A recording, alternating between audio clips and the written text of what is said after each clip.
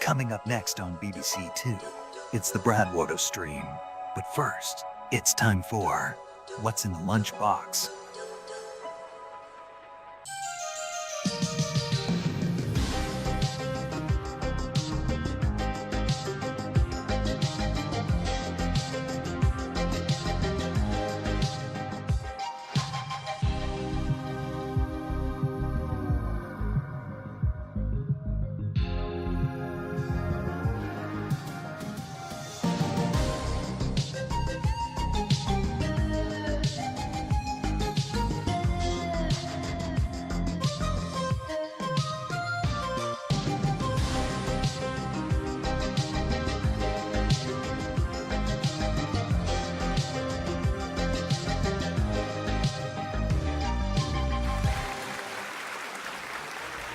Yes, that's correct. It's time for another fantastic edition of What's in the Paw Patrol Lunchbox, featuring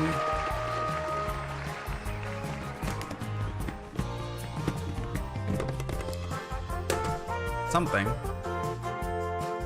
What's in there? What's in the lunchbox? Can you guess? A lone AirPod. Cookie dough. Doch. A cream egg. Oh, I saw an advert for Domino's cookies with cream egg in. You fuckers. I would have killed for those a year ago. Old cookies, a pen, another Friday roast, chat roast stream. I'm not wearing anything weird. Am I? It can't happen again. I actually almost put on that same shirt today and was like, oh fuck, if I do this, it's gonna start something. It's gonna start something.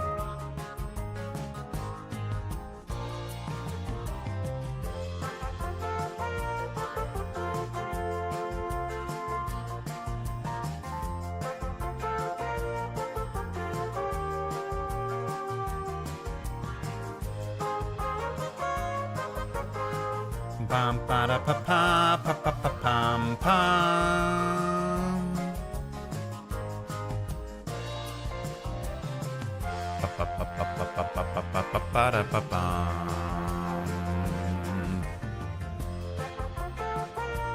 What do you think's in the lunchbox, guys?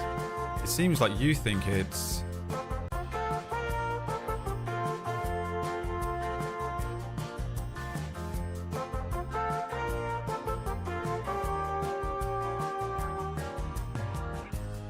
a dog treat. I actually showed it and you still got it wrong.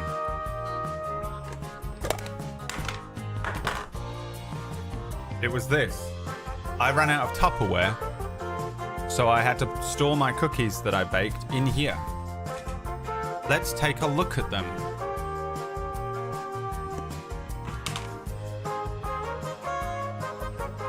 Not bad, I say. Gooey. Crumbly. He did it. Chunky though. Chunky, bro. You kind of can't see him. This thing looks dirty. It's not. I swear it's clean. Can't even focus on it.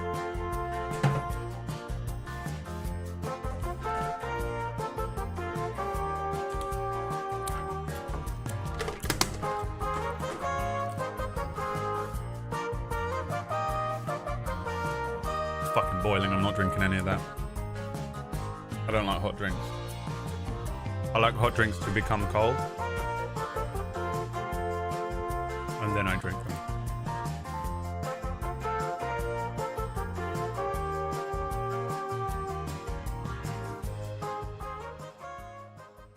Now I'm gonna have chocolate in my teeth.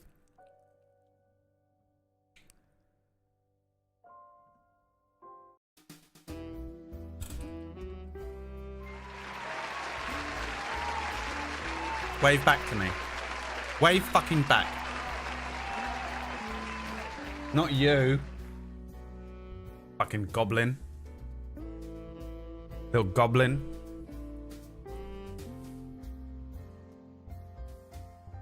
Hi everybody and welcome to another live stream.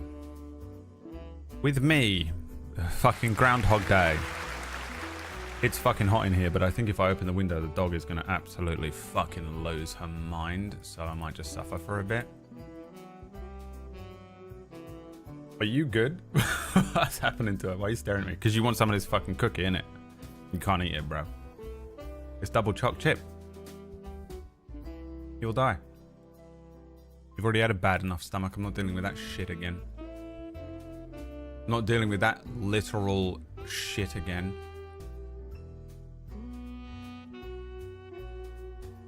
Scum. Please. That's a fucking bat. That's what that is. Me and my sister call it a bat. It's a bat without its wings. Heads up, Brad. Daylight savings this Sunday. Fuck off. Daylight savings UK. Oh. No, it isn't. It's in fucking 3 weeks, you bastard. Fuck you. Fucking scumbag. Sunday the 30th of March, guys. Don't fucking listen to these Americans who have no concept that there are other countries in the world and have any fucking... They have no idea, dude. They have no idea that there are other countries on the planet. It is absolutely insane. Death to all of them. Death to all of them. What does it go, forward or back? Is this the annoying one? Or is the other one the annoying one? I think the other one's the annoying one. Earlier, so it would be 1 o'clock right now, so it will be 8 a.m. that the stream will go live. Maybe I can trick the Americans to start watching at 8 a.m. and then just continue that and start streaming at 1 from now on.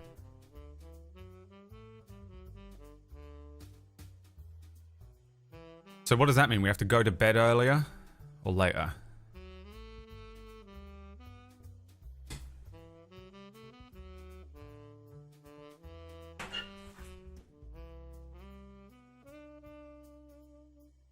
Did I show a foot? Did I show a foot for free on the stream just then?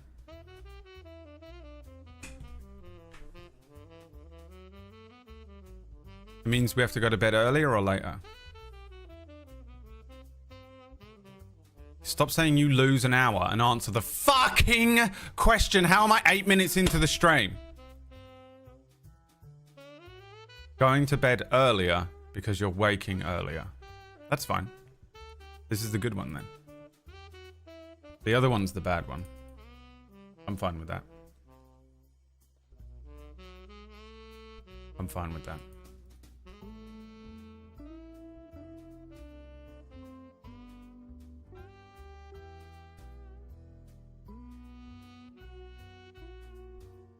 I'm fine with it. Orcish is here. Absolutely riddled with COVID. Absolutely. The one way you guarantee to give yourself COVID is traveling. I've literally not met anyone who has traveled and hasn't come back with COVID in the last 4 years. So, write him off for a week. We'll see him in a week. We'll see him next week. He's done. He'll be down and out. So what? That'll kick in. It's like 3 or 4 days before it kicks in. So you got back today. You got back last night. So you're looking at Sunday, Monday. You'll notice it. Sunday, Monday. That little sore throat, that tickle's gonna kick in, dude. Oh, my throat feels a bit weird. Enjoy your last couple. Get everything done you need to get done today. Make sure you buy a bunch of stuff. Buy all your food. Get a bunch of food in. Get some vitamin D in. Get some vitamin C in. Do it now, because you ain't going to want to do it. Tuesday, you ain't going to want to do nothing. Tuesday, you ain't going to want to do nothing. I'll tell you that much for free. Bear of Flame, thank you for the 70-month resub. Pitsky, thank you for the tier 2 54-monther. What a goddamn hero. I've picked up trash for years. No COVID. Went out of town for a few days. COVID. Yeah. Yeah. That's how you get COVID every time. It's awful. It is the way. I had it. It's only just gone away as well. Like I had it for about 3 weeks, 4 weeks, 3 weeks. I had it for, it was 1 week of awful, 2 weeks of this is annoying. And it kind of just left me. I can still feel the infection in the side of my head. I know what you're doing. You're like trying to like cast a little reflect spell on me, but I don't give a shit. I don't give a shit. It doesn't matter what state you turn up to this thing in, because you show up to everything in the same fucking mood anyway. It doesn't matter if you've got COVID. It doesn't matter if you've had fucking 8 hours sleep or 2. You just fucking act like an asshole for an hour and leave. So it doesn't affect me. I don't give a shit about this other fucking thing that we're doing on Tuesday.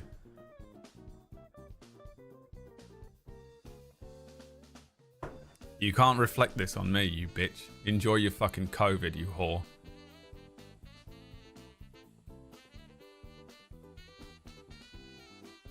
This fucking guy, dude. Oh, I can't wait for him to be sick for a week so I can just annihilate him every day. Every day I'm going to call him 3 times a day. And just fucking go in. Oh, I can't wait for him to be sick for longer than like 3 days so I can just like... I want him to be sick for multiple months so that when he's in that absolute dire state of misery, you just get miserable when you've been so unwell for longer than like a week. You just become miserable. There's nothing getting you through it anymore. You just like, fuck this, fuck everything. And then I'm going to get him, dude. I'm going to be straight in there, dude. Orcish, dude. Running on fucking 3 hours of sleep. Riddled with COVID. It's going to be brilliant. Dude, he's going to have the mental capacity of someone mid-stroke. I'm going to get him then. I'm going to get in there, dude, with a knife. It's going to be brilliant. Can't wait. Been looking forward to it for half a year. It is fucking warm in here. Now I am wearing a hoodie. I can't open this window because there's a spider up there, and I can't open the other window because there's a spider up there, so I just have to live with this window here open. But it ain't enough. What's going on? What's the temperature in here? Is it fucking 24 again? What's going on Fridays? They're cooking stuff downstairs, aren't they? What the fuck?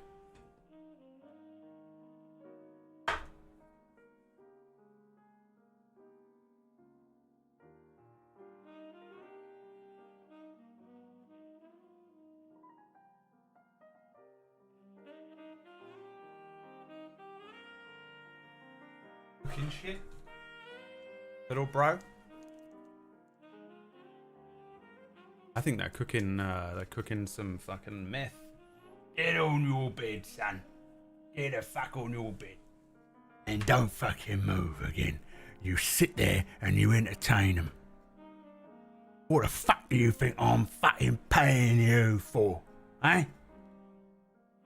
You think you're getting paid to trot around this fucking place like a little princess? No. You sit on your dog bed and you look cute like a weird little goblin bat.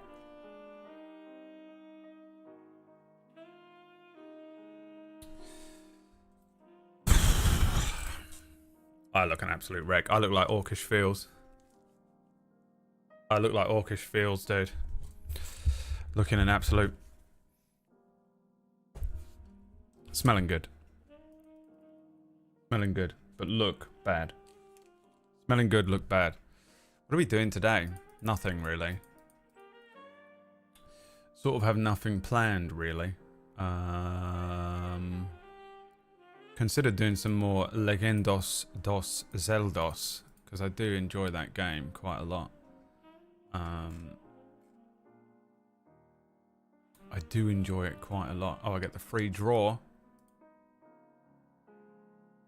Has anyone got any... It can't land on these bottom three, can it? It's not possible. It can't fucking land on the bottom, can it?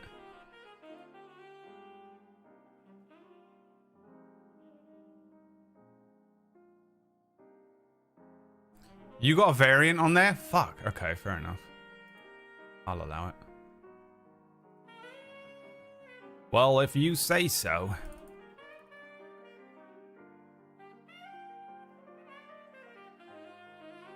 PB's awake. Who's tuning in to Don't Die tonight? PB is running a D&D 5e 2024 rule set game tonight.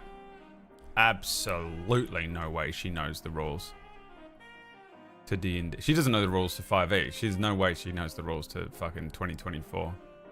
So this is going to be fun, because none of us do. Me, Whack, and PB playing. Absolutely no hope that any of us know. Can't wait for everyone in the chat room. Actually, they updated and changed that. It's going to be don't kill. Don't kill. You know? Don't fucking kill these fucking people. I keep saying I don't have scrolls, but I have 4. I had that, yeah. I keep having that as well. I think there's a bug with the update. Don't die. What is it, Brad?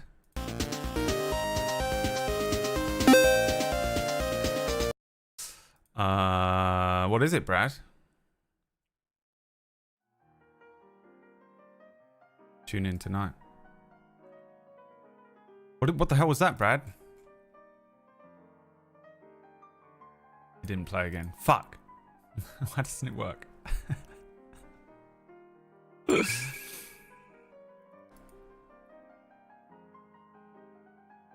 Tonight on Table Story, new show. 4-week run.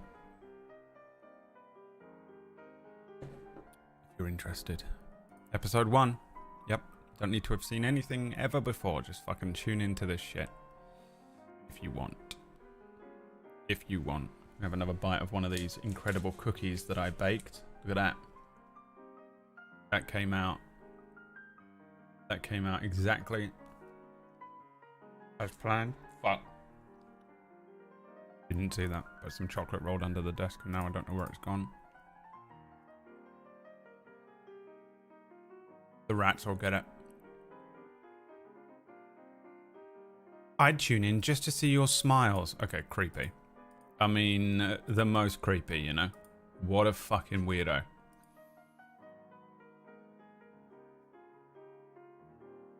Creepy message. Tell me that ain't a creepy message. Tom Toasted, thank you for the 67-month resubscription. Old pal. Old buddy, old pal, old friend.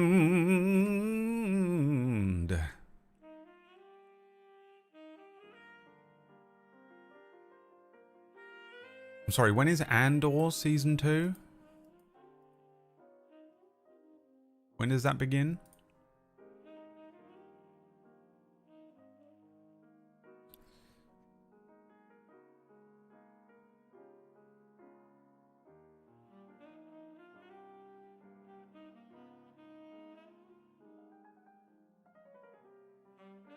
After Daredevil.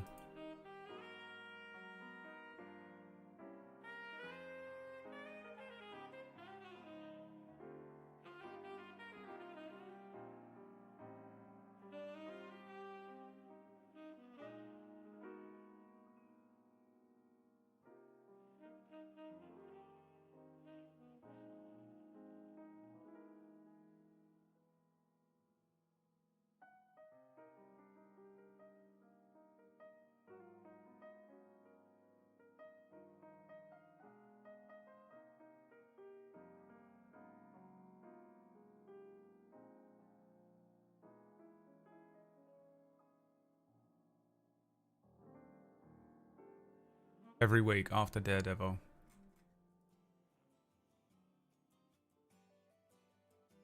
Have you seen the trailer yet? I don't watch trailers.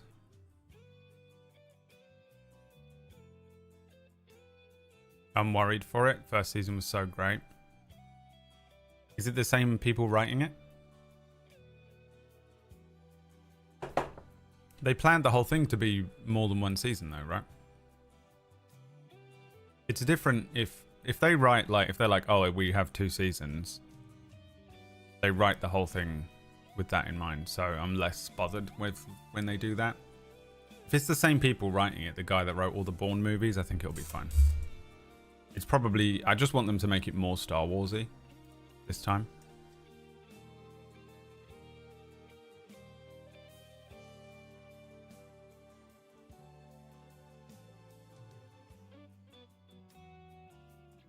Unban request from that guy yesterday. Hey PewDiePie guy. I said, how old are you? They said 12. Banned. I'm actually 13. I love that they didn't even try and be like,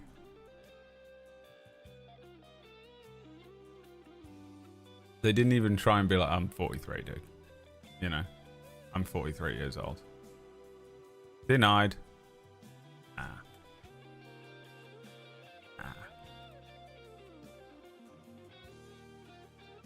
Yeah. No, thank you. Huh? Would I like? No, thank you. No, I'm quite full. Thank you. What's that? Oh, no, yeah.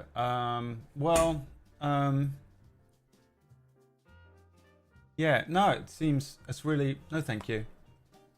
All right. Doing one of them.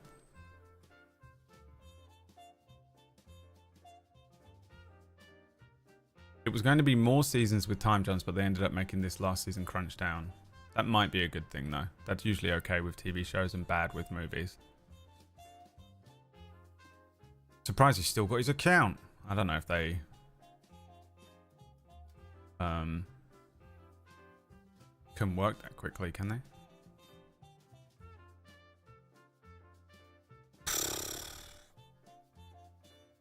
My shoulders feel horrible. Absolutely horrible, to be honest. Not looking forward to sitting still all day today. It's one of the days where I sit here for quite a long time. Friday. I usually get up. This morning I didn't, but usually I get up and I do some work on a Friday morning, and then I do this stream, and then we do a table story show, and I basically spend the whole day sat here, and I wake up on a Saturday like, ah! So I prawn at this desk. Probably should get a posture check redeem. We do a posture check redeem. Check your posture, boy. I'll probably just react to that with PDA though. Don't forget to eat. The fuck? What? The fuck has that got to do with anything?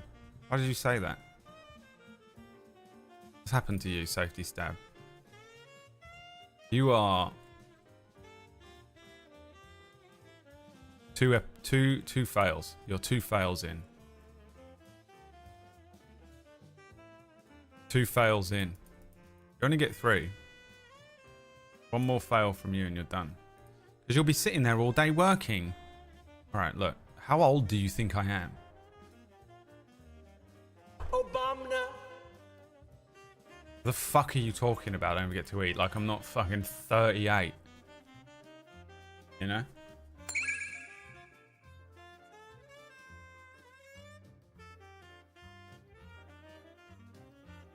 I love having PDA. Love it.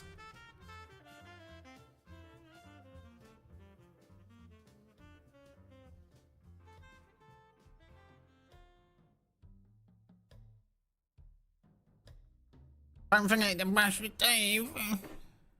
Hi, Sean Vertigo. Thank you for the cash. Of course, cash subs at the moment will go towards spinning of a wheel. Right? Spin wheel.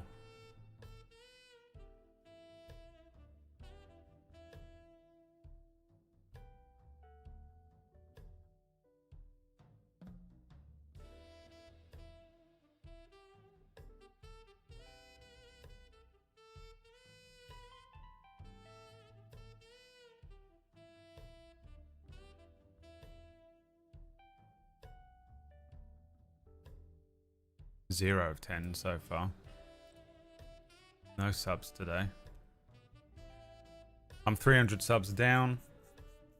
Would be great if you were ever gonna sub to have that be now. Because this could be it. This could be it. Ladies and gents. And all of the others. Inclusive streamer Braid Wyatt. At your service.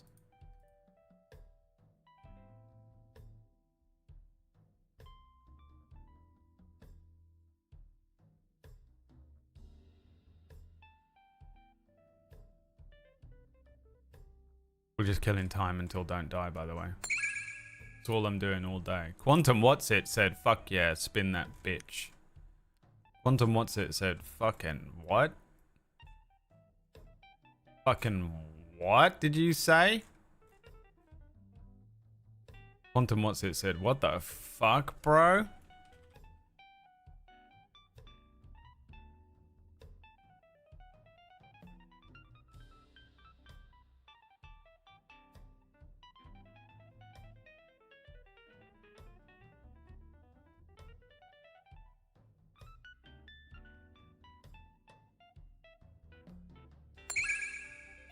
Shadow said, here's some money, you fucking hobo. I'm 4K away from a permaban. Oh yeah, ban Toodles on there. Black Cap Chickadee said, here's some fucking money, you fucking slut. Damn, why would you say that, Chickadee? That's fucked up, man. That's not cool. You can't just be fucking calling people sluts. I mean, if the hat fits, you fucking whore. You fucking whore. Take your money and get the fuck out. Retrosphere said, I'm still recovering from a severe migraine and don't know what I'm doing, but I've clicked this button. Wonder what it does. Insta Rage says, here you go. This is the best I can do for you today. You've had enough of my money over the years and I don't like you. Moonfish says, I hate odd numbers. Let's spin that motherfucking wheel.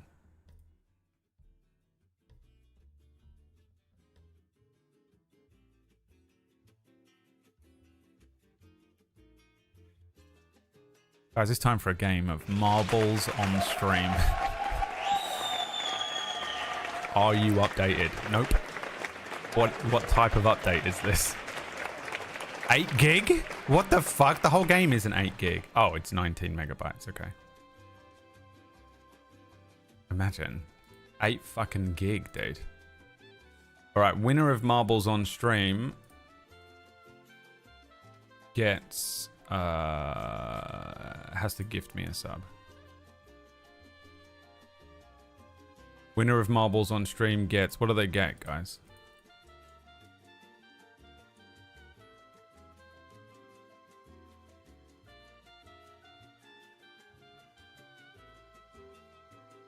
They get a button press. Wow, all to themselves.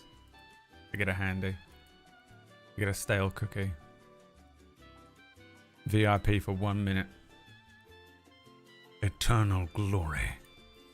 Pick a wheel reward. Get the fuck out of here, Shadow. Shadow trying to bankrupt me. Have this fucking paid for thing for free. Get the fuck out of here, dude. What do you think we're doing this for? This fucking guy, he's about to fucking lose his job, dude. You're gonna get fired at this rate. How dare you? Marbles on stream. Hasn't been played for 2.5 years. Last time we played this was June 26th, 2023. 4 days before my 36th birthday. 37th? 36th? I don't know. Game doesn't run. Oh, running install script, Microsoft VC redistributable. What a word. You get a 10 question, you get 1 question. That's what you get. Winner gets 1 question that I will answer with the truth, the whole truth, and nothing but the truth. So help me as Odin is my witness. So help me as Odin is my witness. Then we're going to talk about D&D. I actually have a video that I want to watch. That is... Do you want to watch a 33-minute video, chat? Together? Is that fun? Or is that just like, don't do that. We'll do that on our own time. I normally don't watch a video, like... I hate watching anything longer than like 30 seconds. But we haven't got anything better to do today. Depends on the video. Well, that wasn't the question. It was a yes or no answer. So fucking stop being such a brat today, chickadee. Nobody likes a brat. Why is this taking so long to install the redistributable Microsoft thing?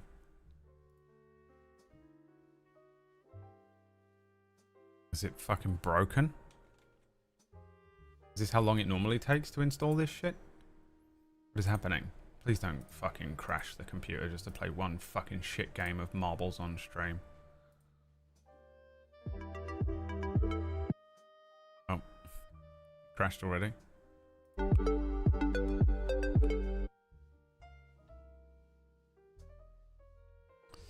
Let me log in on Twitch. Oh wow, there's seasonal boosts now. Wow. Wow. Some seasonal... Oh my god, and a season 59 only skin? Hell yeah, dude. Get a fucking custom foreskin. I'm in one of those moods, aren't I? What do I want to do? A race. One race. Random. Sure.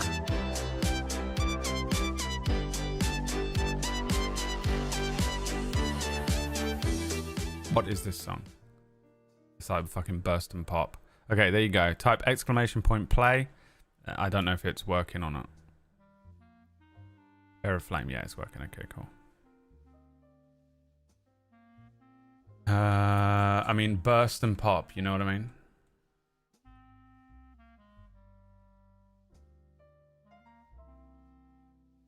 The music.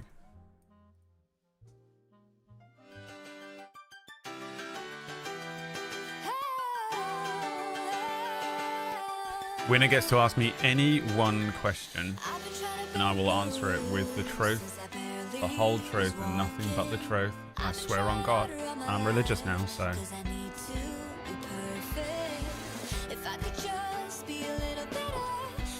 Gamble? How do you gamble on this?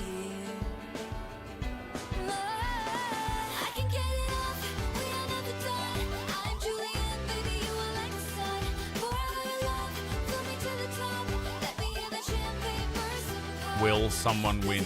Yes or no? Pick 2 marbles. Bet on who finishes first. I'm not doing that. Alright, fine, I'll do it. Prediction. Is that what you mean? Who will win? Who will beat the other marble? Okay, it's going to be Lux. Are you in? Lux versus Shadow? Lux and Shadow in? I see Shadow. Okay. Lux versus Shadow. Oh, we can do more options. Who is Lily's in here? I think she is. You in here, Lily's? Mods? Mod race? You want to see Lily's in there?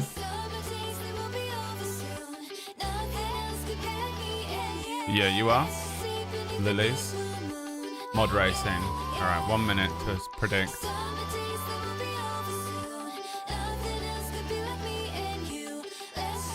Prediction started. Lux versus Shadow versus Lily's marbles. For a little bit of poo point gambling on a Friday. Guys, if you're enjoying the stream, please subscribe because I need to make 300 subs up.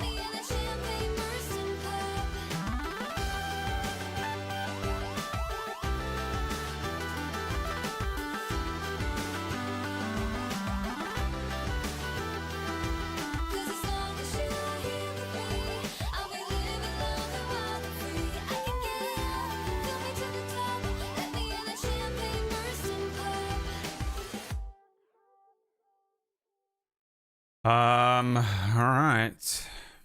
We need some more music, don't we? Where's my epic playlist? Problem with that epic playlist is it sometimes gets a little DMCA'd now because everything's fucking annoying on the internet because we live in a fucking corporate capitalist nightmare dystopian fucking future. You know. Here we go.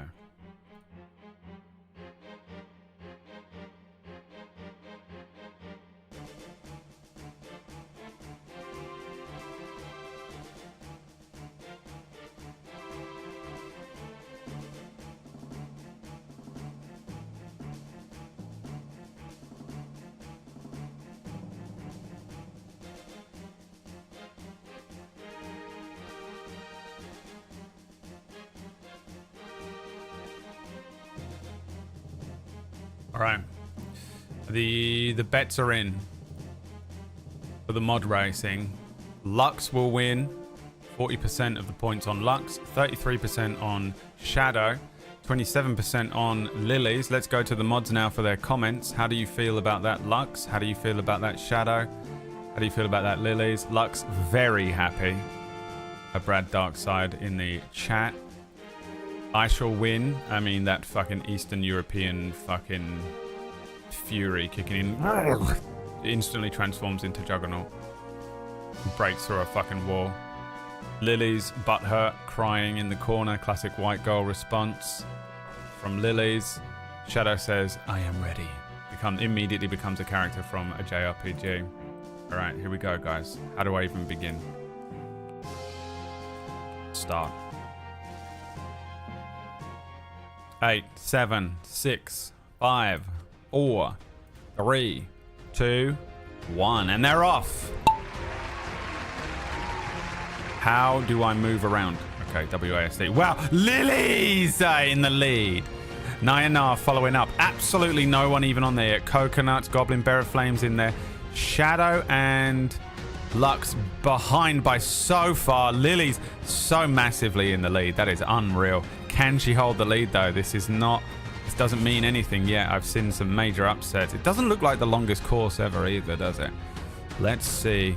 Can Lily's hold that lead? Sort of moving very slowly here. Shadow catching up. Shadow catching up. I don't know what happens, how Lily's makes it up this thing. You just are able to fly. Okay. I don't know how to use the controls on marbles. Here we go. Lilies. Lux in the rear. Will not be making any jokes about that, but no Lux that I wanted to. Lily's still in the lead. Shadow very close. Oh, did he? No, he didn't. Someone, a Zelda, slipped through the hole there. Zelda, as Zelda is often one to do. Lily's with the perfect, absolutely does not, barely hinder through there. Dave takes the lead over Lily's, but in terms of the mod race, Lily's in the lead completely. Can Dave make it over the jump? Dave has survived the jump. Can Lily's make it over the jump? Yes. Ratch coming in, done it. Here we go. Looks like Dave for the lead, but there is all this bullshit that he's got to get through. Lily's kind of winning today pretty quickly. Dave looking like he could win here. Could be Dave. Dave versus Lily's. Dave versus Lily's for the end. They're both stuck on the same pin. Both stuck on the same pin. There she goes. Oh my God, Lily's absolutely destroys. Unreal. Incredible to witness these scenes here today. Someone got fucking yeeted. Goblin got slapped way out. That's a ban. Ban Goblin Spore, please. Ban Toasted.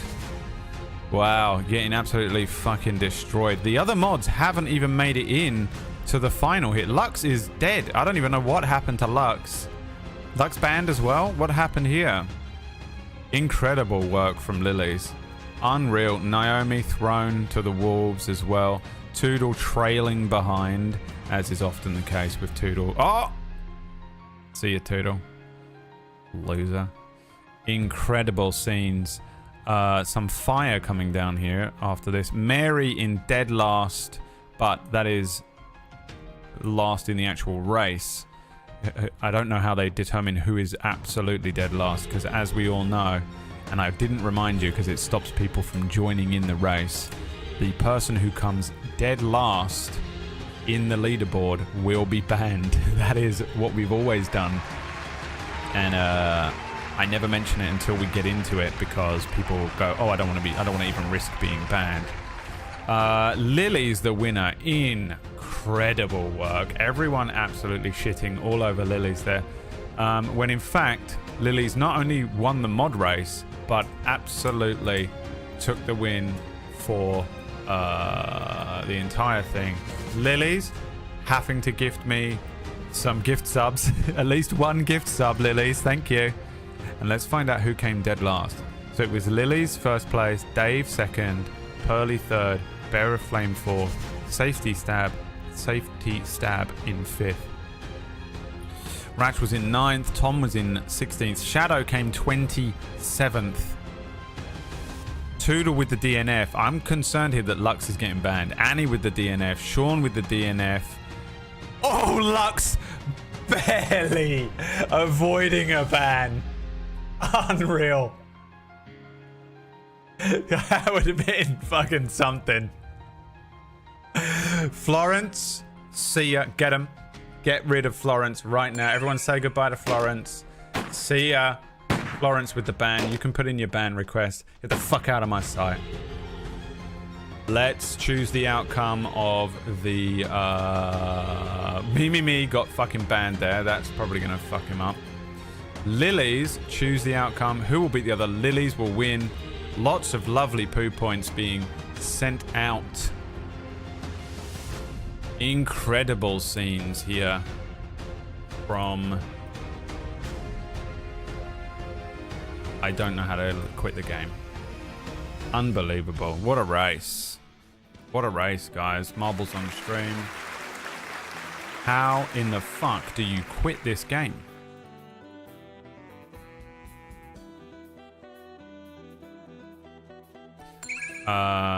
Terrible banning from... I literally cannot quit this game. I'm just going to hard crash the game. There's no exit. You can't exit that game.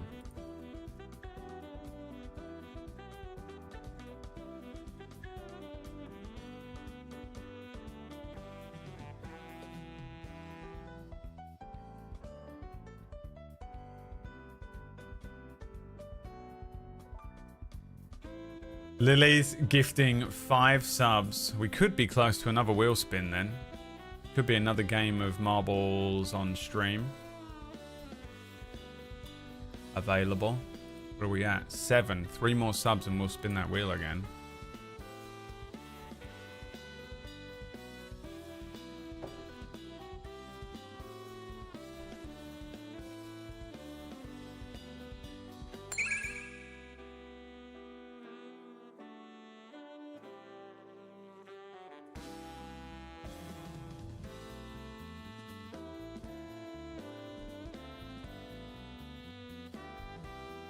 Shadow gifted a sub, even though he is a despicable and disgusting loser. A despicable and disgusting loser.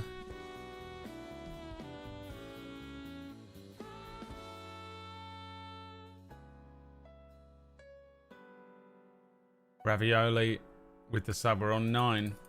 Can Moonfish do it again? Noctis, what a fucking name. My fucking hero, Noctis, has arrived. Any chance of a marbles on stream day in the future? They're so drunk on the high of one game, you know. So fucking basic. Grow up, dude. Get a personality, Wolfman. That is embarrassing to react that way. Don't react that way. Do anything ever. Just play it cool, man. Fucking sit at the back of class and look cool. Jesus. Let's spin again.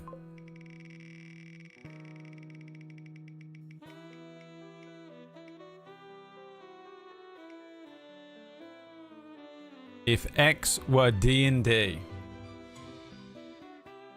So what do we want then? We want a scene from something. Name some scenes from movies.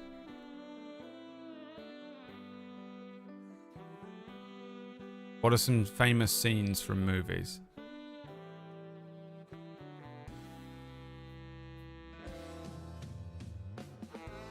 The Magic School Bus. Con Air. You guys are weird people. You know that? Kill Bill Oren Ishii fight. Now this is going to get me DMCA'd.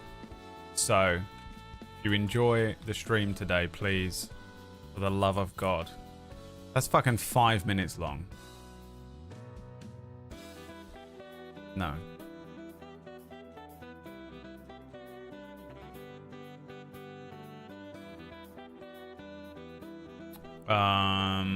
What else have we got? Magic School Bus.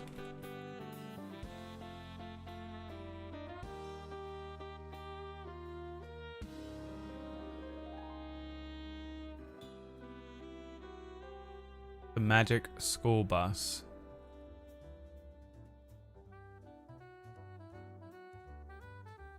I'm gonna find like just one scene of the Magic School Bus, you know? Let's just watch an episode. Inside Ralphie. Already, maybe we should have picked any other scene.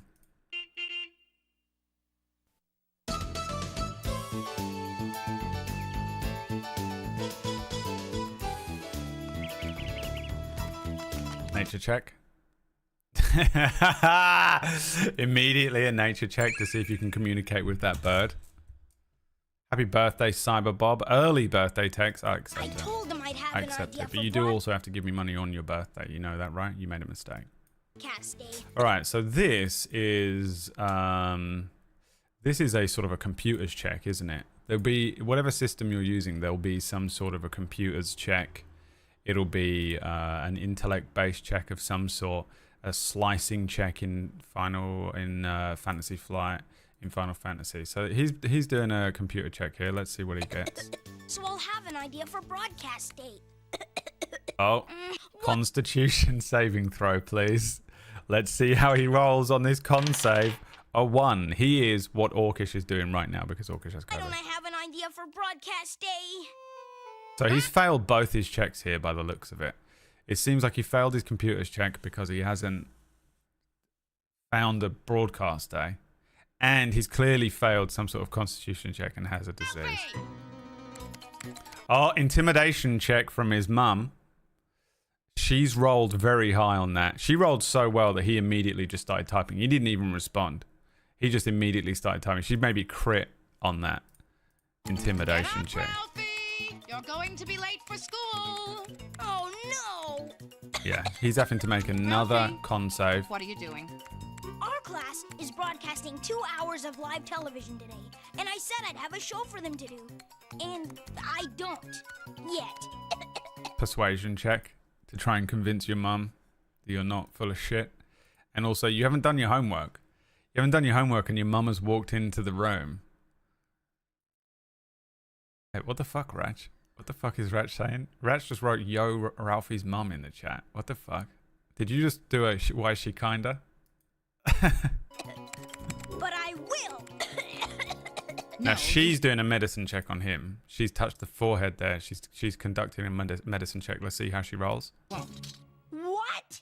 It's my opinion as your mother and as a doctor that you have a fever, which means you are sick, which means you are going back to bed. Very high. She's rolled up pretty well. She's rolled maybe a 16 or a 17 here because she has absolutely immediately diagnosed him with some sort of fever, some sort of sickness. She's rolled well. Now, she didn't, if she'd rolled like a natural 20, she would have known exactly what fever he has, you know, like exactly what sickness he has. She would have been like, it's Ebola.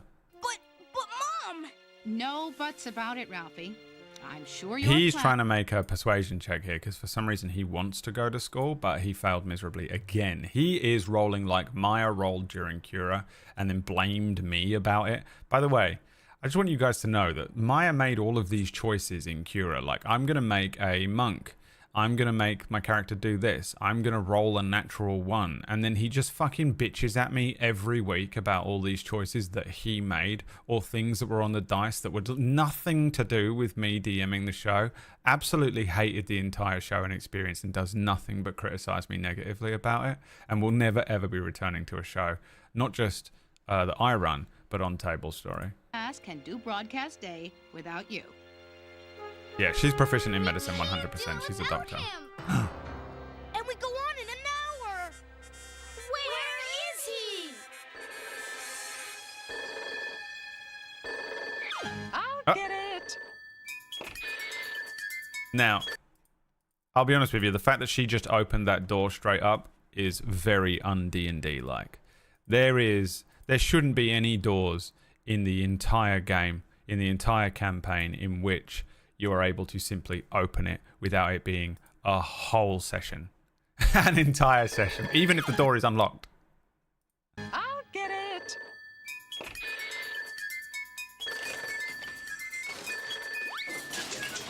She's got ADHD, very in line with players of D&D, because this is fucking insane. Hoarding. I was wondering where you got Animal handling check, please. See, or what is that? That's a familiar. So we're actually getting a good idea of what her class is. She's some sort of spellcaster that can cast Find Familiar. Probably a warlock, because that looks like an imp. And the warlocks get the expanded familiar choices, right, that they can pick from. And that is a fucking, that is a weird familiar to be able to, it might be a pseudo dragon, which is also a warlock familiar, Yes, right? Dr. Tonelli. Dr. Tonelli! That's Ralphie's mom! Cupboard of holding. Yes, I see. Yes, he's sick. Oh, poor Trying to find the item they got 15 sessions ago, yeah. What in the neurodivergence is going on? Let's see if Annie can figure out what's going on, guys. Annie, what do you think is happening right now?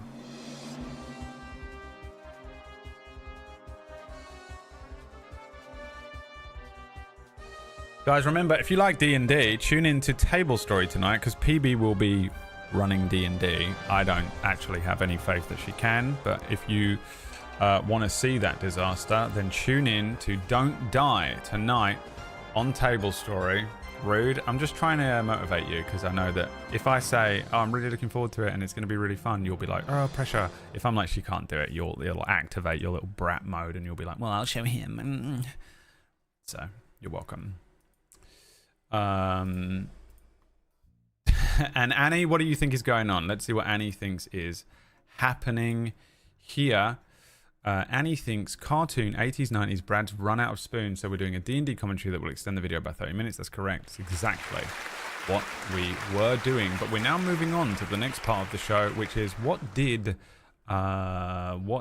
Florence a delicious cookie. Sure. If that's what you'd like, you may. For the low price of 1 gift sub. Unban. Don't you ever do that again. Don't you ever do that again. Telling you off like a parent.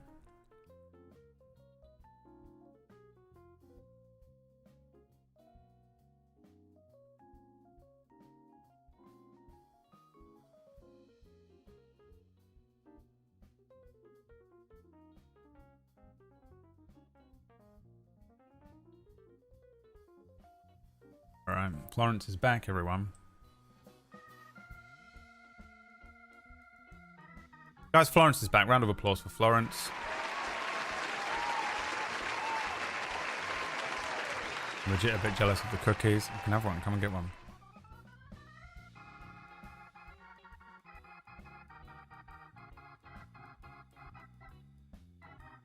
Fuck, man. They're kind of crumbly.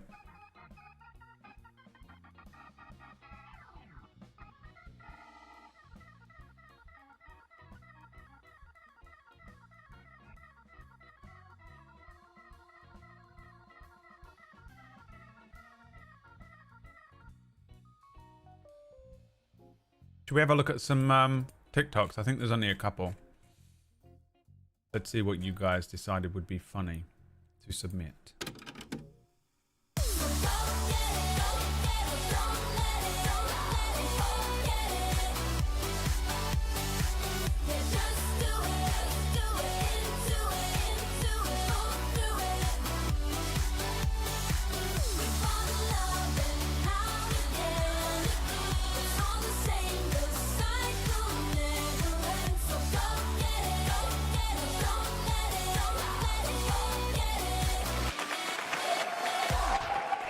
First submission is from Toodle here. What the hell is Party City? Oh my god. I literally just almost shit my fucking pants. Oh my! The fuck, man.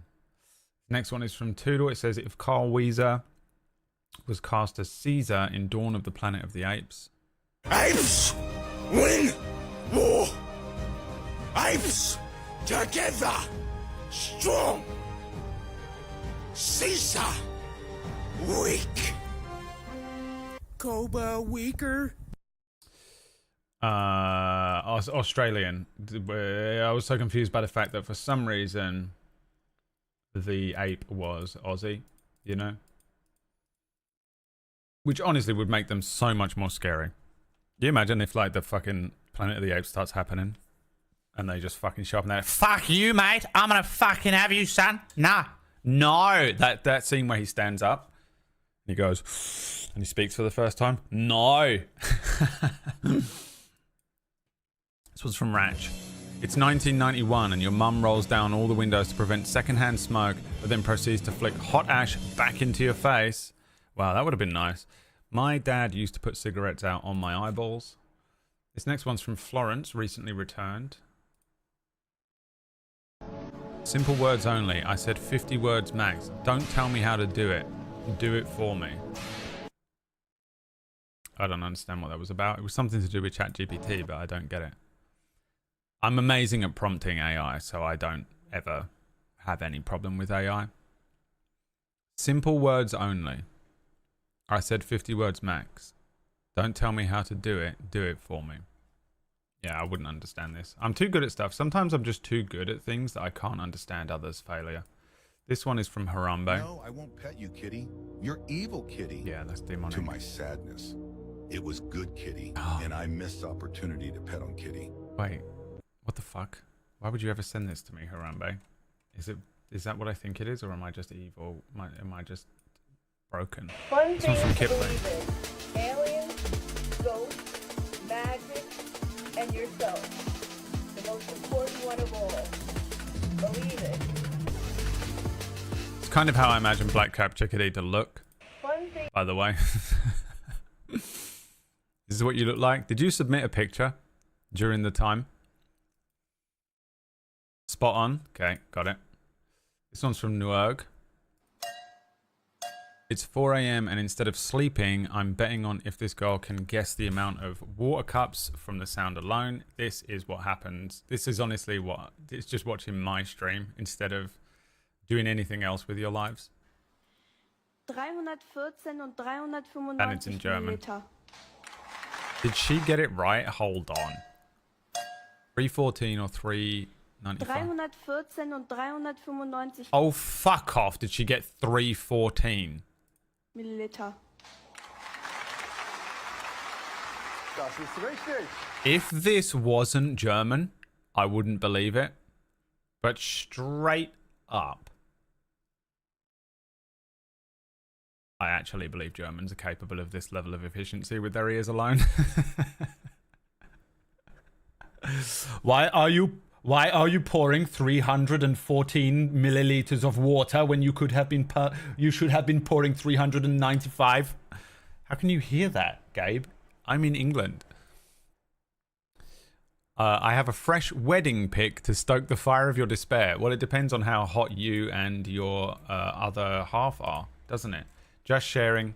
Let's have a look. We'll see who's punching. And if you're both attractive, if one of you is attractive and the other one isn't, that might piss me off more. But if you're both attractive, I'm going to be really pissed off. If you're both heinously ugly, I'm probably still going to be pissed off because you're happy. And that annoys me. It really annoys me. Cassie? Ja. 416, 416. Zweite Aufgabe für dich. Achtung.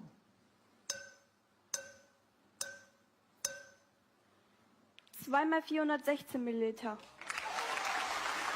What is happening? I mean, there must be... Deine dritte Aufgabe, Cassandra. They're only picking from certain ones. But this is just an insane... 395. This is it. How do you even know this is your thing? How do you find out this is your thing? You know what I mean?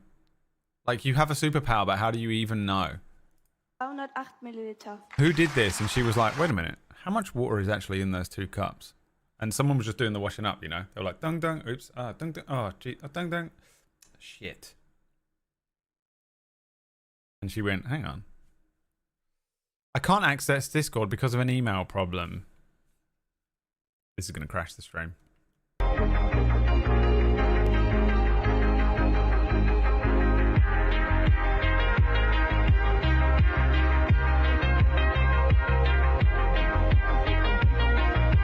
Trying to get my phone number. Is not married at all. Is not married. Is trying to get my phone number.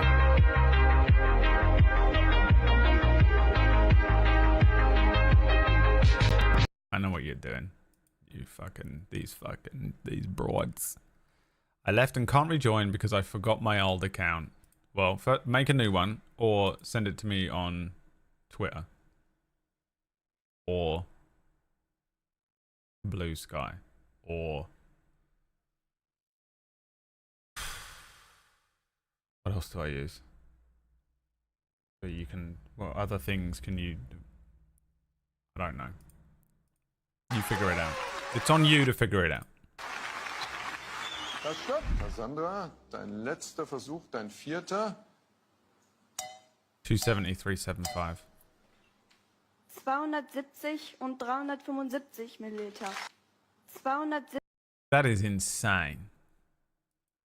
How do you find out you can do this? If this is real, which I don't believe anything I ever see is anymore, that is a fucking crazy ability to have, you know? Daredevil.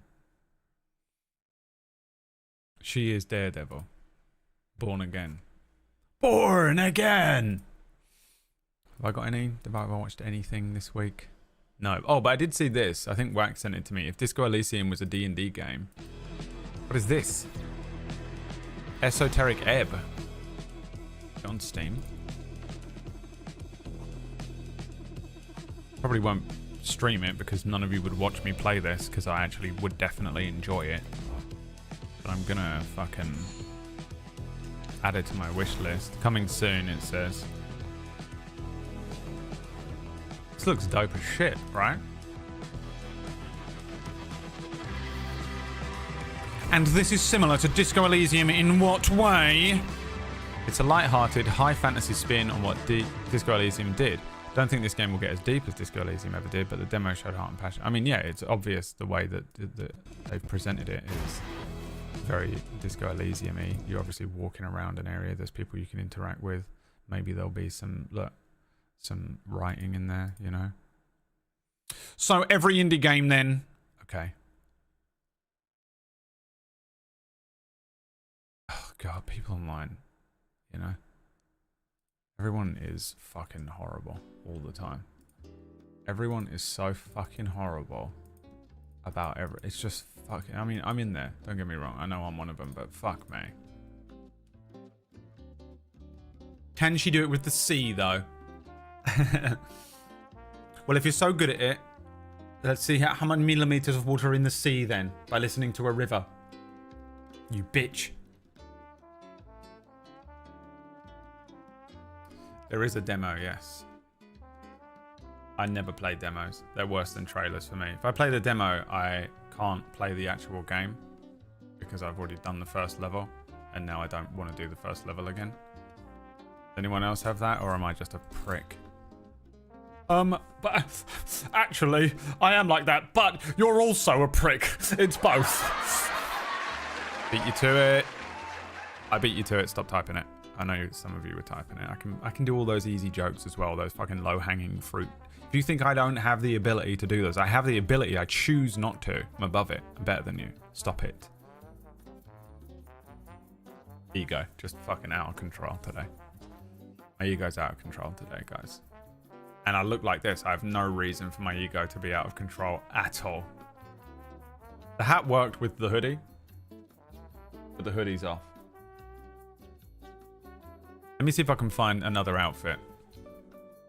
What do you think, guys? Where's my music that I had in...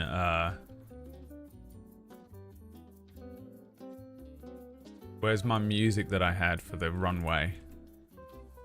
You remember the runway in non-canon? My music, my life, my heart, my soul, my music, my everything. I give my all. My wife, my lover, my...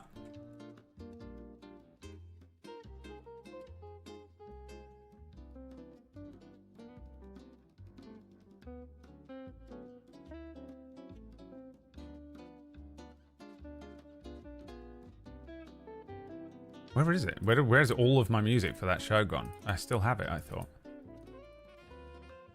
This is not worth it, by the way. I'm literally just gonna put on a thing. My wife, my daughter, my love, my dream, my mother, my father, my brother, my team, my camp, my squad, my house, my car, my boat, my shoes, my pants, my shirt, my coat, my sugar, my cream, my butter, my toast, my all, my queen, my folks, my baby. Walk like 6 strings, talk like she's my everything. My baby loves me, hates me, leaves me, runs right back. That sexy lady. All I know, she shares all my confusion. So my baby will not run from anything. I swear this though. She's thick, she's bad, so clean, she's fine. She loves, she hates, she laughs, she cries, she hurts, she lies. She's Bonnie, I'm Clyde. She's ghetto, she's real. She sings, she rhymes, she comes, she goes, she lives, she dies. She's sexy and bomb. She blows my mind. She stays in line. She's smart, she's funny, she's crafty and cunning in the game. She's running her lips, her back, her waist, her thighs, her face, her skin, her hair, her eyes, her voice, her shape, her hips, her mind, her love, her smile, her touch, her time. I'm tipsy, I'm through, I'm drunk, I'm blunted. My way, my day, my life. I love it, I move, I groove, I shake, I love it. My friends, my kins, I like, I love it, I show, I prove, I live, I learn, I show, I teach, I run these streets. My kin, my heart, my heat, my rhythm, my rap, my beat, my life, my head, and my feet. I'm gonna throw up. Dude, do you, Liam, do you remember that song? Shit, dude. Fuck, man. It's because I didn't go for a little walk today. It's because I'm Canadian. I'm Canadian today. I am the Maple Canuck.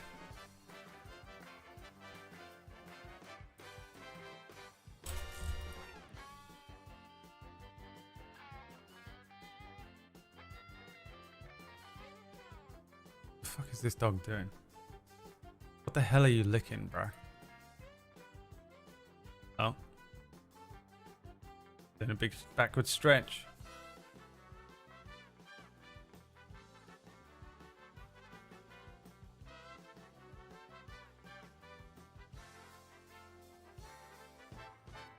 You good, buddy?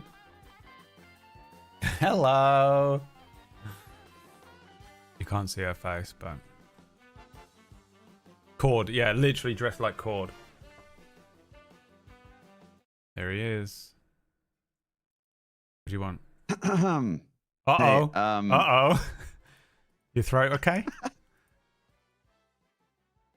The immediate anxiety attack. Uh-oh.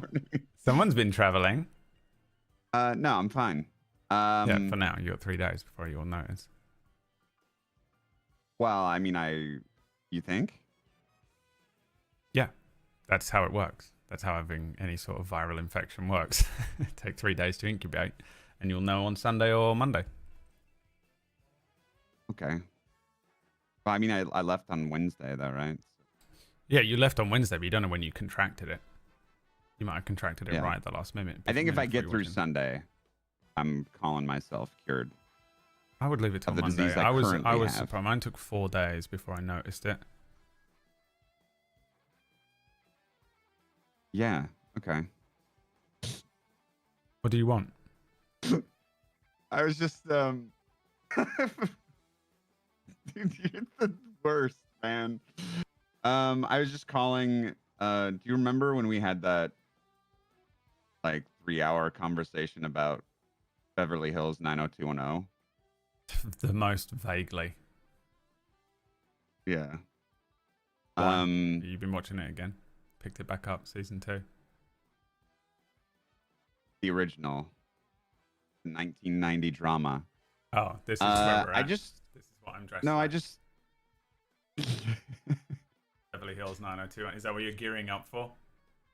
I just don't understand your obsession with Steve Sanders. I don't know what that means. Hold on, for fuck's sake. Steve I Sanders. just, of all the boys to have a crush on in that show. It's Liam. That's just Liam. You're looking at a picture of Liam. Yeah, this is literally how I'm dressed today.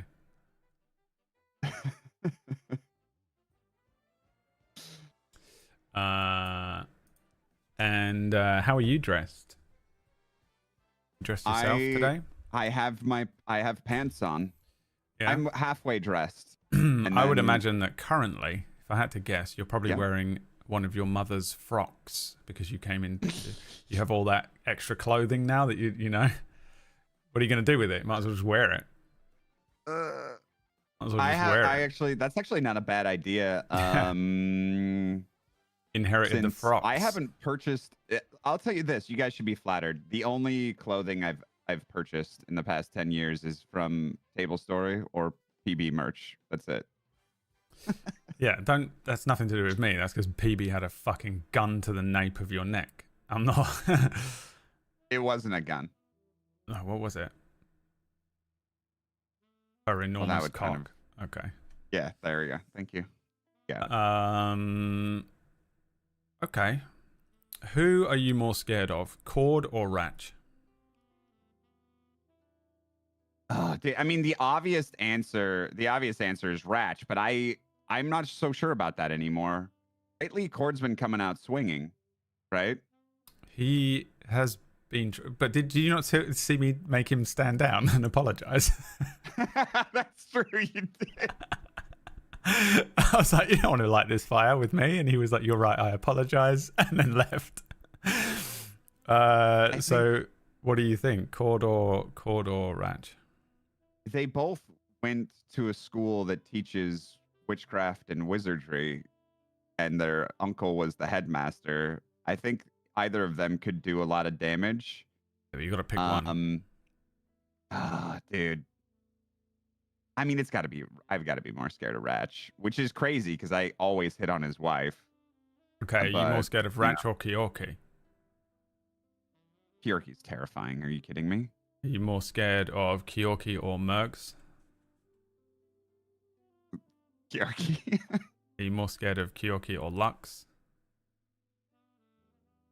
Oh, that's a good question. Is she in here? Yeah.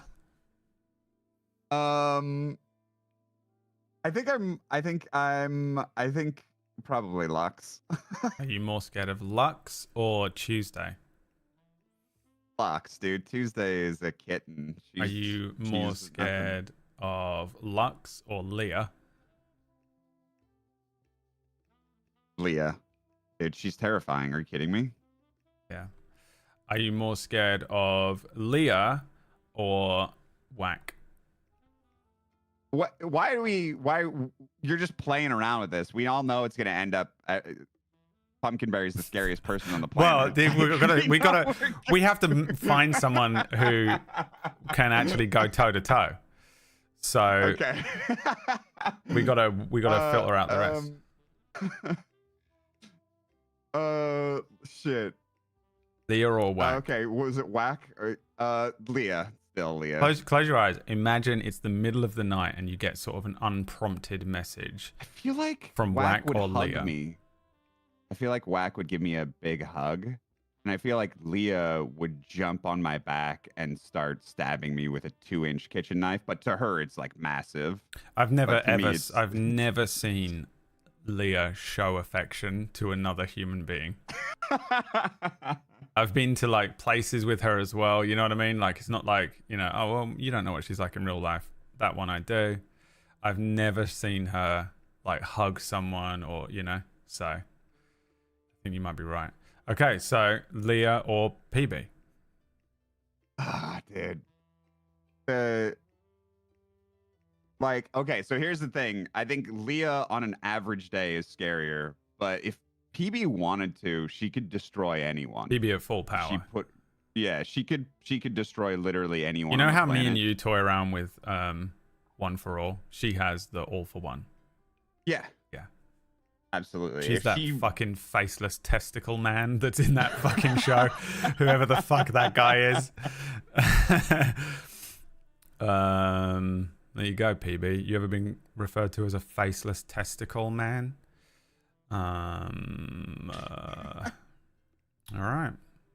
Well, thanks for calling in. Caller number 1. Yep. And we'll play another round of Who is Orcish the Most Scared Of next Wednesday when he is deeply in the throes of COVID.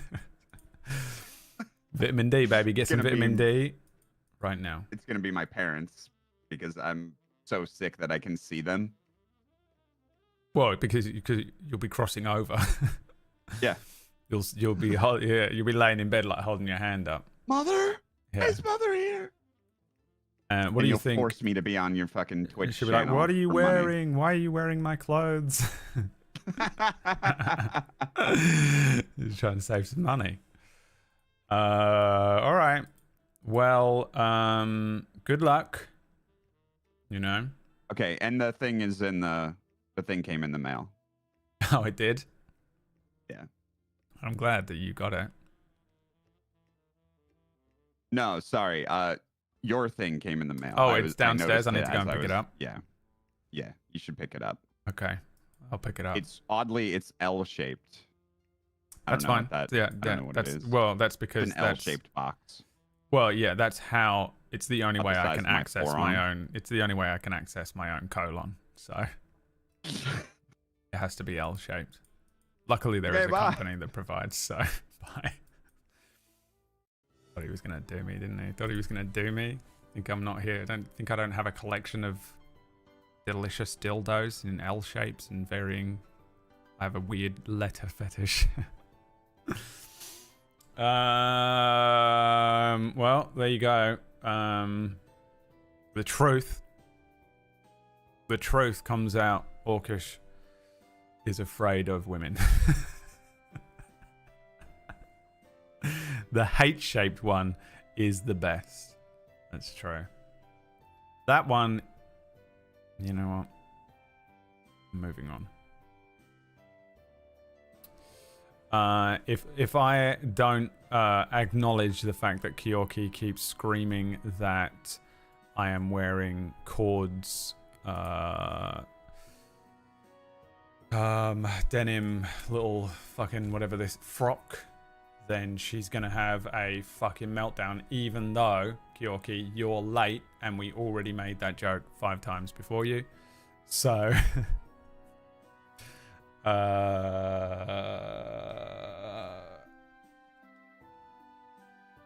do you feel? How do you feel?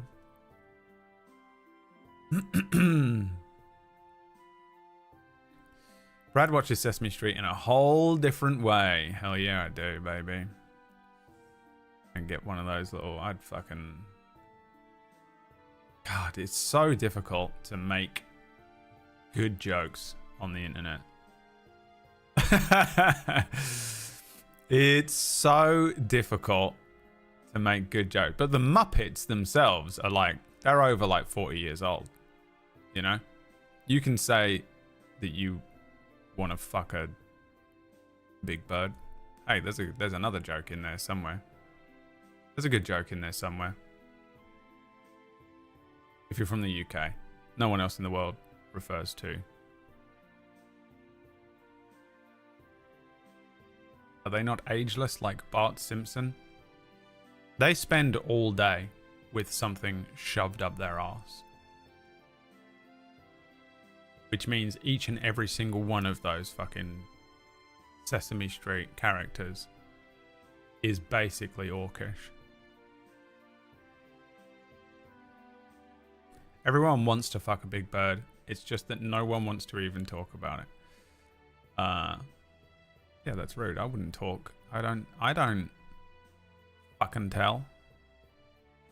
Okay?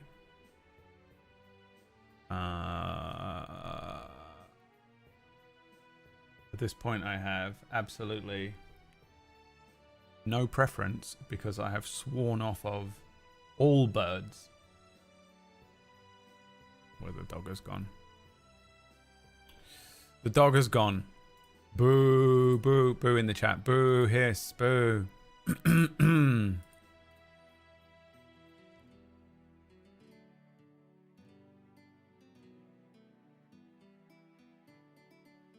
don't know where she is. I assume she has like a secondary. Is she under there?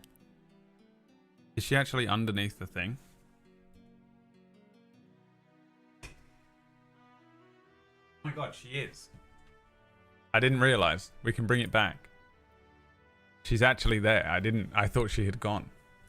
This is the craziest thing about this dog is I never know where she is because she just finds things to hide under. I found her under random shit. I found her under a hoodie. There's a blanket in the bedroom on the floor that's like a second blanket that I put over the bed because she sleeps in that. And I put another blanket over her because it gets cold. And she was under there the other day. There's a blanket on the sofa that she gets under. She was buried under a cushion the other day. A mole dog. Is it birds and blokes? What's the male equivalent of bird? Yeah, probably bloke. It's pretty boomer. Pretty Gen X. Chat. Guys, don't forget Don't Die is tonight. For some reason, the ad that I have will not run. So that's good. Every time I want to run the ad, it just doesn't work. And I would re-download it, but I don't know where it's saved. So it's just... I tried copying the file, but something happened when I tried to run it earlier on, and it corrupted the file, and now it just doesn't work. It could be... In fact, the thing I was fucking around with something last night, and maybe I think I fucked up everything in that entire folder, and I have to redo the whole thing. I'm very glad there's not a non-canon or a non-effort tonight because I fucked up all of my OBS stuff. Literally, just perfect timing for PB to fucking take over running the Friday thing. I've been doing Fridays on Table Story for the last 1, 2, 3, 4, 5, 6 months. Jesus. And it fucked up today. Well, last night. Just in time for PB to overtake. So worked out real well for me.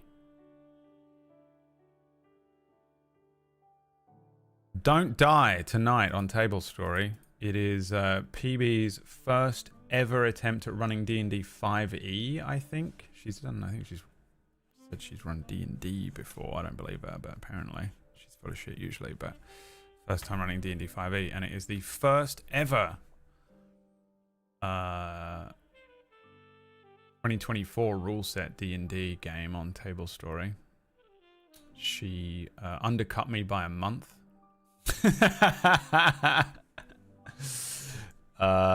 Because she's a fucking narcissist and everything has to be about her. Can't let anyone else have anything. She's like, oh, you're doing a unique and interesting thing. What if I do it before you? And what if I do it before you? And all of the unique selling points for your upcoming show have been immediately taken, and now you have to come up with some really new and interesting stuff pretty quickly to try and make your show in any way sellable to an audience. It was really all I had.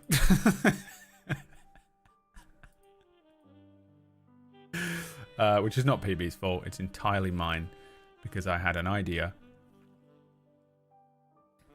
She's under there, yeah. She is under there.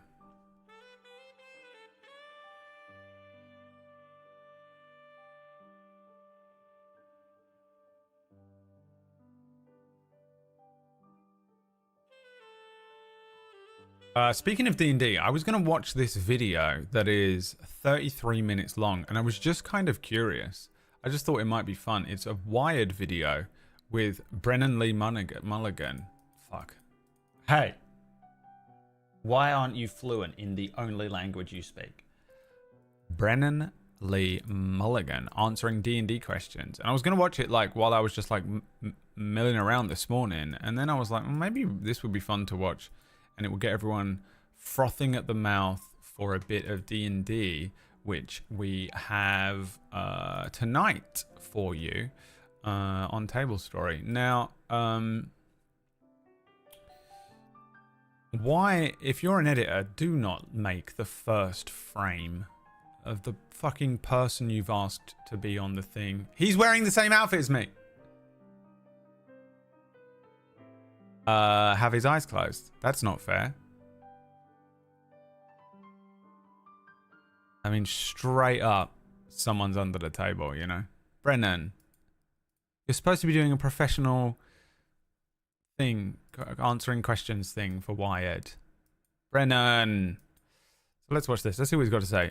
If you don't care about D&D, I don't care.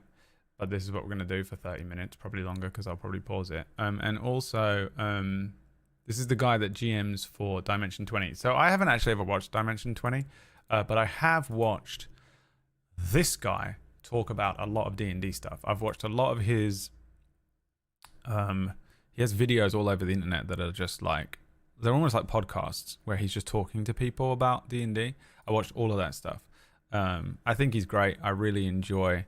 I'm very jealous of him. I think he's one of the best DMs in the world. I've never actually really watched him DM, but I know without ever having to watch him DM from the way that he speaks about D&D or like, you know, TTRPGs that he runs, that I can tell that he's obviously good at it. But one of the things that's amazing about this guy that I like, before we get into it, let me glaze him a little bit. You know, he's not clearly not being glazed enough right now. He's like a philosophy major. Where's that clip? Dylan, can you find me the clip? There's a clip of him like every now and then he just like, I've seen like viral TikToks of him and stuff where he will just bang out some like philosophy in the middle of a game, and I'm so jealous of it. I wonder if I can just like Google it on YouTube. 1 second. Google it on YouTube. Brennan Lee Mulligan.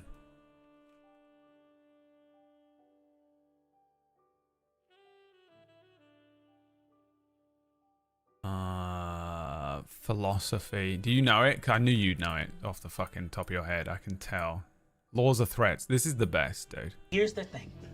I don't know what you kids are up to, but I do know one thing. Laws are threats made by the dominant socioeconomic ethnic group in a given nation.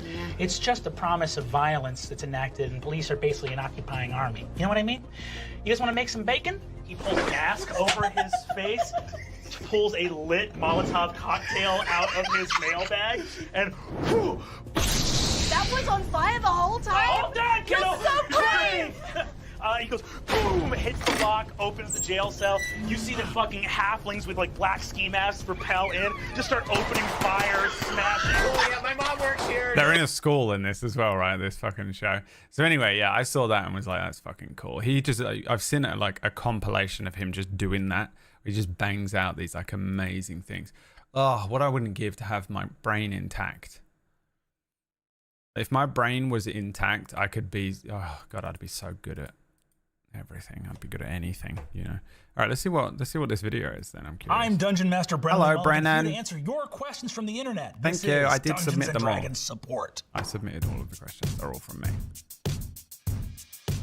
Yeah, he's an improv master. Okay, first question. Obama Prism VHS, the most iconic parentheses famous D&D monster. You gotta love a mimic. A monster disguised as a treasure chest. Now, Is I this love a these D&D monsters original, a because mimic? they only make sense in a world where so many people are going into haunted dungeons that entire strains of monsters can evolve just to eat adventurers. Think about how rare of a food source an adventurer That's so is on true. Earth. And think about the fact that That is there's so so stupid, many isn't it? monsters out here being like, if I disguise myself as a treasure chest, at least one person a week is gonna open me and I'm gonna eat them. I would say my favorite D&D monster has to go to the owl bear, Hoot Growl, the mascot of the Eggford Adventuring Academy, and our favorite monster over at Dimension 20. Why would you mix an owl and a bear together? Bears are more dangerous than owls. Just have a regular bear. But no, we made them half owl. Incredible. No notes. This next question comes to us from @SparrowBoy. Is there any secret? How do you come up with such great character design and personality-wise? I always feel empty-headed when having to create a D&D character. The things that This is not me, only guys. are By the fun- way, I need a character for tonight. If you think I've made a character, I'm making this experience for PB as difficult as I possibly can. I haven't made a character, and I'm not going to until 1 minute after the call time. And then I'm going to join the call 15 minutes late with no character and just be like, and she's, you know. So let's see what he comes up with.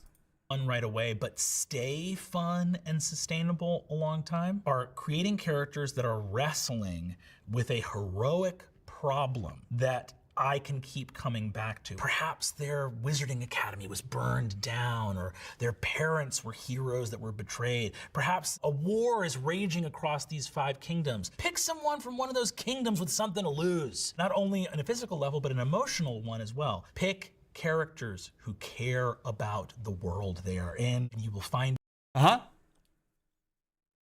Players have to give a shit about the DM working for 6 months to build a setting that they couldn't give a fuck about? Never heard of that. Yourself swept away by adventure very quickly indeed. That's my advice to you. This next question comes to us from @ILoveYourMom3. Provocative. Question, what's the greatest magic of all? Answer, friendship, right? The greatest magic of all is not friendship, it's chronomancy, the ability to control and warp time. If friendship were the greatest magic, look, it's a pet Never peeve again, of mine. Orcish. Greatest Never magic again. of all. Do you remember? Is friendship. What the is wrong with you? There's a lot of stories out there where the greatest magic of all is love Fireball. or friendship, and it's like, oh, because you loved so well, it created a magic spell that protected you. That is so cruel to everybody else in that fictional world who died. Do you get it? If your love can magically protect you, then what follows from that is anyone who died didn't love hard enough. It's f***ed up. Just think about it for 2 seconds, all right? You can't be doing that. The greatest magic of all is powerful magic, and you should use that magic to help the people you love. They're not the same thing. Greatest magic of all, chronomancy. Rogelio Val 123. So exactly, what are the stuff that you need to play Dungeons and This is why I Dragons? wanted to watch this. You weren't sold until I clicked play, were you? I love this guy. I hate this guy. Very jealous of him, but I do love him. Do you need to buy separate sets of stuff, or do you make it yourself? Rogelio, my friend, first thing you need is friends, and that's hard to come by. I got it. Well, that's all of us out. See ya. I tell you, the hustle needed to get 6 people to clear a Wednesday night is the stuff of legend. The rules of the game are contained in typically 3 books. We refer to them as like the core rule books. Sometimes There you go, PB. PB. This is what you need, okay? It's called actually having a fucking rule set and a system in place when you run the fucking thing. And you actually have to fucking refer to them.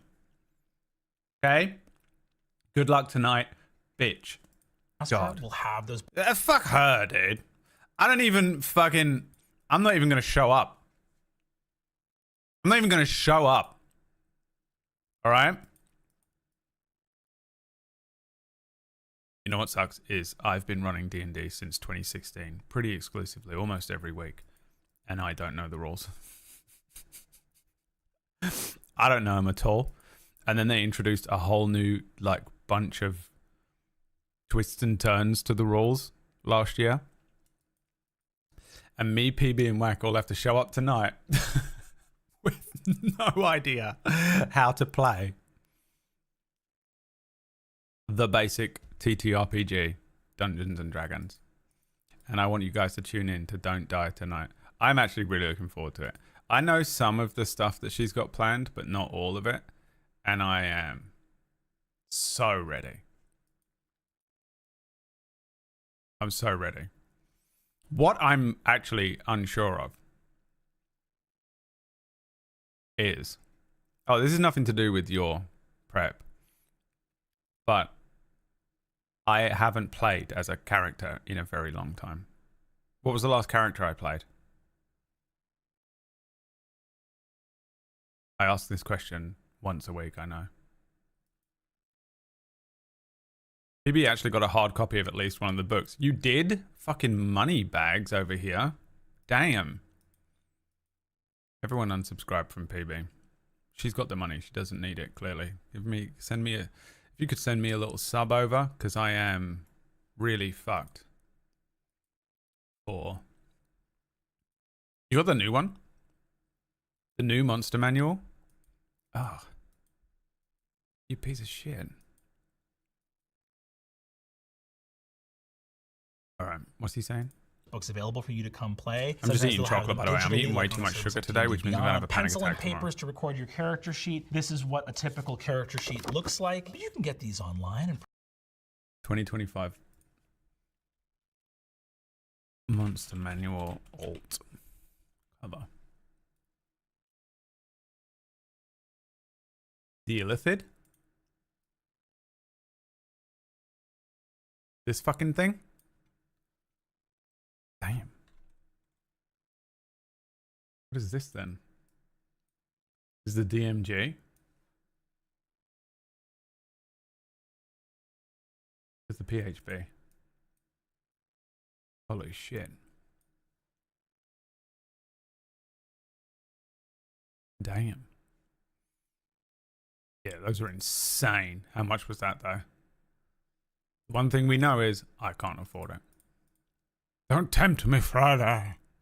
print them out for yourselves, or you can store your character information on a digital character sheet as well. And some dice that generate random chance throughout the game. You want to attack a dragon? Well, we don't just decide that. Where's the fun in that? We roll dice to see if you strike true or not. So with dice, pencil, and paper, some rule books, and some pals, you could be playing Dungeons & Dragons. Hear that, PB? right away. Good luck. Now, you may have seen a lot of D&D tables in popular media. Oh, I'm going to be with so cool fucking little intolerable.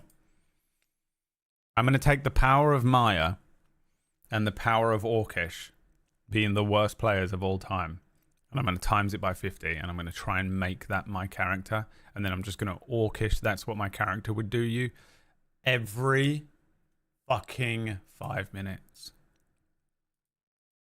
Actually, I built my character to be this intolerable and annoying, so you can't argue with it. Shield. I cast shield. I cast shield, then you'll die. Really? If I min-max, I'll die. I'm already not min-maxed. It's funny because me and Wack made our characters. Can I say this, PB? This is promotional material, so yes, I can. We made our characters, and then PB was like, please min-max. It's very important that you min-max for this. And we were like, but we're already nowhere near. This is already terrible. Both of our characters are not min-maxed. It's already bad. It's already bad. 70 Canadian US dollars. Okay. I don't know what that is in UK money. I didn't say that. You can do what you want. Or it's so annoyed with me because I vaguely misquoted her. I'll show you the CR rating and turn on X and Y so you can min-max. And you and Wack went, I ain't min-maxing, bitch. And then proceeded to throw such a tantrum because PB said that he couldn't play, that he had to change his character's name. And he had a full-blown tantrum about it. And the best thing about the tantrum that he threw is that he can't talk about it.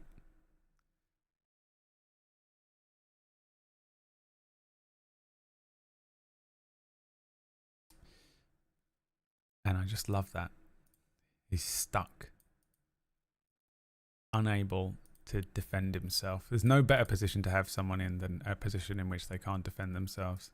Figurines and miniatures like my friends right here. These miniatures are, listen, we can all agree, dope as hell, but they are optional. Miniatures and counters and tokens are there to physically represent battle and combat. But I wonder if those that are is his. technically an extra. You can, at your table, play in a style that is known as theater of the mind. I like to use the minis and the counters because there's a lot of abilities in D&D that are hard to keep track of, and having a battlefield set out, I think, is worthwhile, so that if someone casts a fireball, with one quick glance of my eyes, I know exactly how many enemies just blew up. This dragon has been one of my most long-used miniatures. I think I was like 1 or 2 years old when I got this dragon. He used to have a little spout of fire, but I might have chewed that off when I was a kid. Regardless, this dragon's been with me for a long, long time and served faithfully and well. Good boy. Posture check. Next question. From Drink Your Haterade on Reddit, what is the best representation of D&D in pop culture? With Stranger Things boosting D&D nostalgia, I've been thinking a lot about pop culture representations of D&D. What show or movie do you think has done the best job and why? I think what Stranger Things did that really helped D&D Final Fantasy. A lot of cultural forces were conspiring to lift it up, and actually showed it as being really fun, inherently social, inherently thrilling, a activity that brings people together. Is that true, Dylan? Baldur's Gate, people got to fall in love with Karlach and Astarion and these amazing characters, and trying to smooch, which is a part that they don't write about a lot in the textbooks, but believe me, when you get to play in the game, people want to know if they can smooch. And at my table, as long as all parties involved have talked about it at session 0 and everyone has their thumbs up across the board, if we're gonna be out here slaying and smiting, why not add smooching into the mix? What's so wrong with a nice smooch?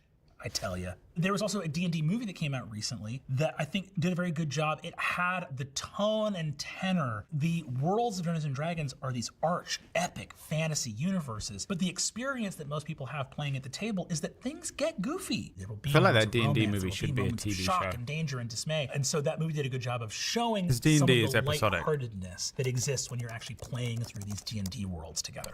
At Buck Ducky. I'm DMing a game for a bit and I'm trying to learn how to make a female voice for an NPC, but I'm very bad with voices. I think that it's a mistake to try to like pitch up your voice for playing female characters. As a dungeon master, I have to play every different kind of person because I'm playing everybody in the world that my players are going through. I just don't put Someone told me female recently characters that in the my games. characters that I make sound like me, meaning when I voice the character, I just use my regular voice, are women and bad guys. That's something I should unpack with a professional. I don't know why that is, but that's who gets my real voice. I just use my regular voice when I'm playing women. Unless there's like a regional accent or they're older, you know, like if I'm playing the Baba Yagas. Did someone say a little bit of pigs? Ancient folkloric Russian witch. Where's my pet? You do the voice for the character. I don't think you need to do like a stereotypical woman voice. At JL Moonlight 92 asks, can you tell me how D&D alignments work? How do I know if someone's lawful good or any one of the others? Alignment is an element of tracking player character ideals. From earlier editions of the game, it was identified along two axes, your ethical and moral. Does he like, I wonder if he likes this or not. And we're probably going to find out. But I'm curious about this because of his philosophy brain, whether he likes this or doesn't. I mean, he's already said your ethical and moral axes. Axes, and it produced 9 alignments. Lawful good, paladins, heroic, neutral good, most aligned with Every the good woman has spirit the of Valley God. Girl Chaotic accent when you good, play them. No, they Robin don't. Hood. Dumb characters have the Valley Girl accent when I play them.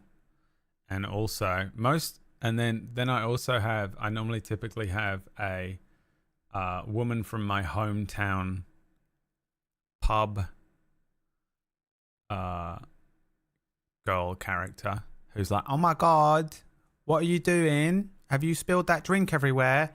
Because that is just purely an in-joke for me. Because it reminds me of all of the girls that I was brought up with in pubs. But the main villainous characters or women that I put into games, I just put them in positions of power. Then that way it feels like it balances the scale for me. If I just put because I'm like, it's just going to be weird if like all of these women characters are played by me and they're like, hello, how are you? And it's just like, yeah, I mean, they could sound like that, but they don't. But I can't do a good girl voice. I can pitch up my voice a little bit as well, which I think does help sell it sometimes. And I can use the Go XLR to do it slightly as well, which is what Orcish does because he's cheap and doesn't know how to fucking act. But what I do is, this is my trick, is that I just have more male characters in the world because I find it easier, to play male characters. Guess why? Because someone, it's the whole thing of like these writers that can't write female characters in their books. I can't either. So I'm not going to really try. But what I will do is position them in places in the world of like positions of power. So I'll make the strongest fucking fighter in the town a girl. I'll make the god that all these people worship female. I'll make, the queen who's in charge of everything and the king is just a bitch, I'll do that. That's what I try and do anyway, to try and offset the fact that predominantly my games will be filled with more male NPCs. Or it's what I've done in the past. Now I think I'm a little different. I randomize it a bit more. This next campaign is going to be fucking nuts for that, by the way. So none of the rules apply to my next campaign. Of all the things that you've heard me say over the years, a lot of them are going out of the window. Those that stand against tyranny and oppression and fight for freedom. You have lawful neutral, which is a sort of automaton. Anyway, that's the way I think about it. Maybe I overthink about it. Maybe I don't think about it enough. Maybe it's offensive. I don't know. That's just the only way I've ever approached it. So if you want to reduce all of the endless fucking hundreds and hundreds of NPCs that I've made in the world to every woman has the Valley Girl accent when you play them, you can if you want. But I've actually put a lot of thought into it and I always think about it. So I guess I'll just go fuck myself. Rules for their own sake, neither good nor evil. True neutral, no values at all. Kind of cool, cynics maybe. Chaotic neutral, pure chaos for its own sake. Utter rebellion, anarchy. Lawful evil, the alignment of devils and those who seek conquest, tyranny, and oppression. Neutral evil, pure cruelty and oblivion, chaotic evil, slaughter, rampage, ruin, sort of violence of the demonic realms. Those 9 alignments, people love them because, I don't know if you know this about human beings, they love personality charts. It's stuck around for a long time, even though it's not the most robust way to categorize moral philosophy, but goddamn, people love a chart. Is moral that alignment tells them still what in the kind of new person they are. D&D? From Camille Does 2024 rules? D&D, the difference between paladins and warlocks is one's got an employer and the other's got a sugar daddy. But like, which one is which? If anyone's got a sugar daddy, it's clerics. You know it and I know it. When we talk about paladins in D&D, we talk about heroic holy knights that swear an oath to an ideal. When we talk about warlocks, we talk about people that have sworn Paladins a have to pact train. an otherworldly entity capable of granting them magic. I believe that technically warlocks have the sugar daddy reputation kind of locked down, but I would argue that clerics are in a very similar relationship. I think the difference between a warlock and a cleric is aesthetic. More than it is anything sort of more tangible. But that's getting into fantasy, cosmology, and theology, which we simply don't have the time. It's a good question to go down a rabbit hole for. Sizzletupkos. We should talk about it on Why are non-canon, wizards so non-effort. squishy? Why, you want hit points in addition to being able to bend reality with your mind? Wizards are so powerful. They're like the most powerful class in the game. If you can survive those low levels, you're gonna be dominating battlefields from here till the end game. A D6 is fine. I come from 3.5, where they had D4 hit points, and I think we should go back to that. I think they got it too easy as it is now. D6. Just to bring it back to Don't Die, what class do you think I'm playing, chat? I'll give you a clue. It was almost a wizard, but it isn't a wizard. And I'm not going to tell you. 6 hit dice. They should be squishy. Stay on the back line. I'm not going to tell you. You've got to chew in, don't die. This next question Tonight. comes to us from Nui Ren. Among things I don't know, and I'm at this point kind of afraid to ask, don't be afraid. How many sets of dice do D&D players have, and why? Do you have separate sets for different characters or for different quests? Or just because they look cool? They look cool, my friend. Why not have as many as you can? I have an enormous pouch of dice. This is filled with dice. If I'm gonna throw I have an one. upcast cone of cold at my adventuring party, I need to have a ton of dice ready for that in the moment, ready to go. As you play the game longer, it actually is worthwhile to invest in more than one set. In your first set of dice, you will get 7 different dice typically. The first and greatest of them all is the D20. We say the letter D for dice, and then the number of sides on the die. So this is a D20 because it's a 20-sided die. Then we come down to the D12. I'm not gonna lie, it doesn't get a lot of action. It's sort of for barbarian hit dice, great axes, and not too much else in common play. But we love the D12. Fun fact about the D12, it never stops rolling. These next 2 dice I'm gonna show together, D10 and another D10, but you'll notice that this one has 2 digits in every place. So you roll these together, and here in the tens digit, you produce a number. So that's an 8, and then in this other digit, you produce a 9. That's an 89. Coming down from the D. He's like, wait a minute. Wait a minute. We can use a percentile die in D&D. I'm changing everything. She just set fire to the fucking $70 book that she bought. The most powerful class in the game is named Orkmire, who does everything except the main objective and actively hurts those who try to do the main quest. I'd like everyone to print screen that message, because that message will be part of a conversation that we're going to have shortly. So keep a hold of that, pop that in your pocket. And remember, okay?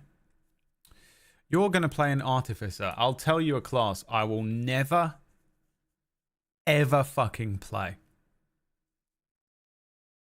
Who wants to know my least favorite class? D10. You have the D8. This one sees a lot of play. You're talking long swords and battle axes. There's a lot of cool higher level spells that do D8 damage. That's a real fun one. And then there's one for folks that have been strapped in going, what the hell is this guy talking about? The D6. You know this guy, you love the D6. This is like the normal die. We use the normal die. We're talking about fireball damage, talking about wizard hit dice. I use the D6 for recharging breath weapons, which you always hate to see, but you have to do it. It scares your PCs. It's great, it's fun. You will have these somewhere in your house probably in a normal board game. Maybe you're playing with like a new board game night with friends, and someone goes like, pass me the D6. You're like, it's off. It's off. Hey, I would love to play a game of Dungeons and Dragons.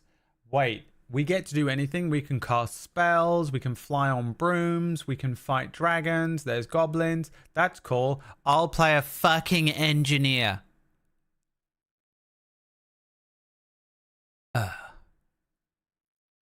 God.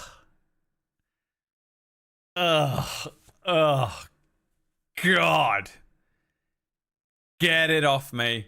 Get away from me. Like, if you want to play it, fine. I ain't fucking no way in hell I will never play an artificer unless I'm like paid to or something. Or like some random, like, you know, we randomize the character or some shit.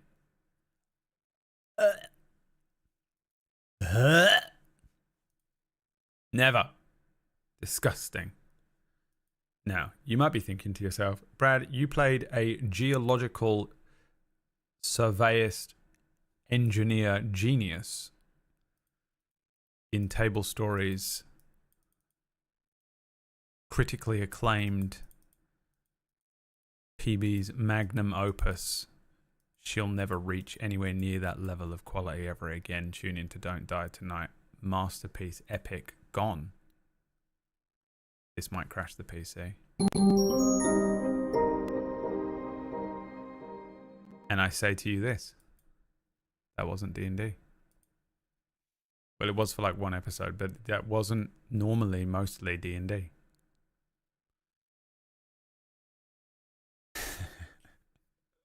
You're a secret TTRPG player. Normal people don't call it a D6. They just call it dice. And then the D4. Isn't that crazy, by the way? Because I thought that like not too long ago.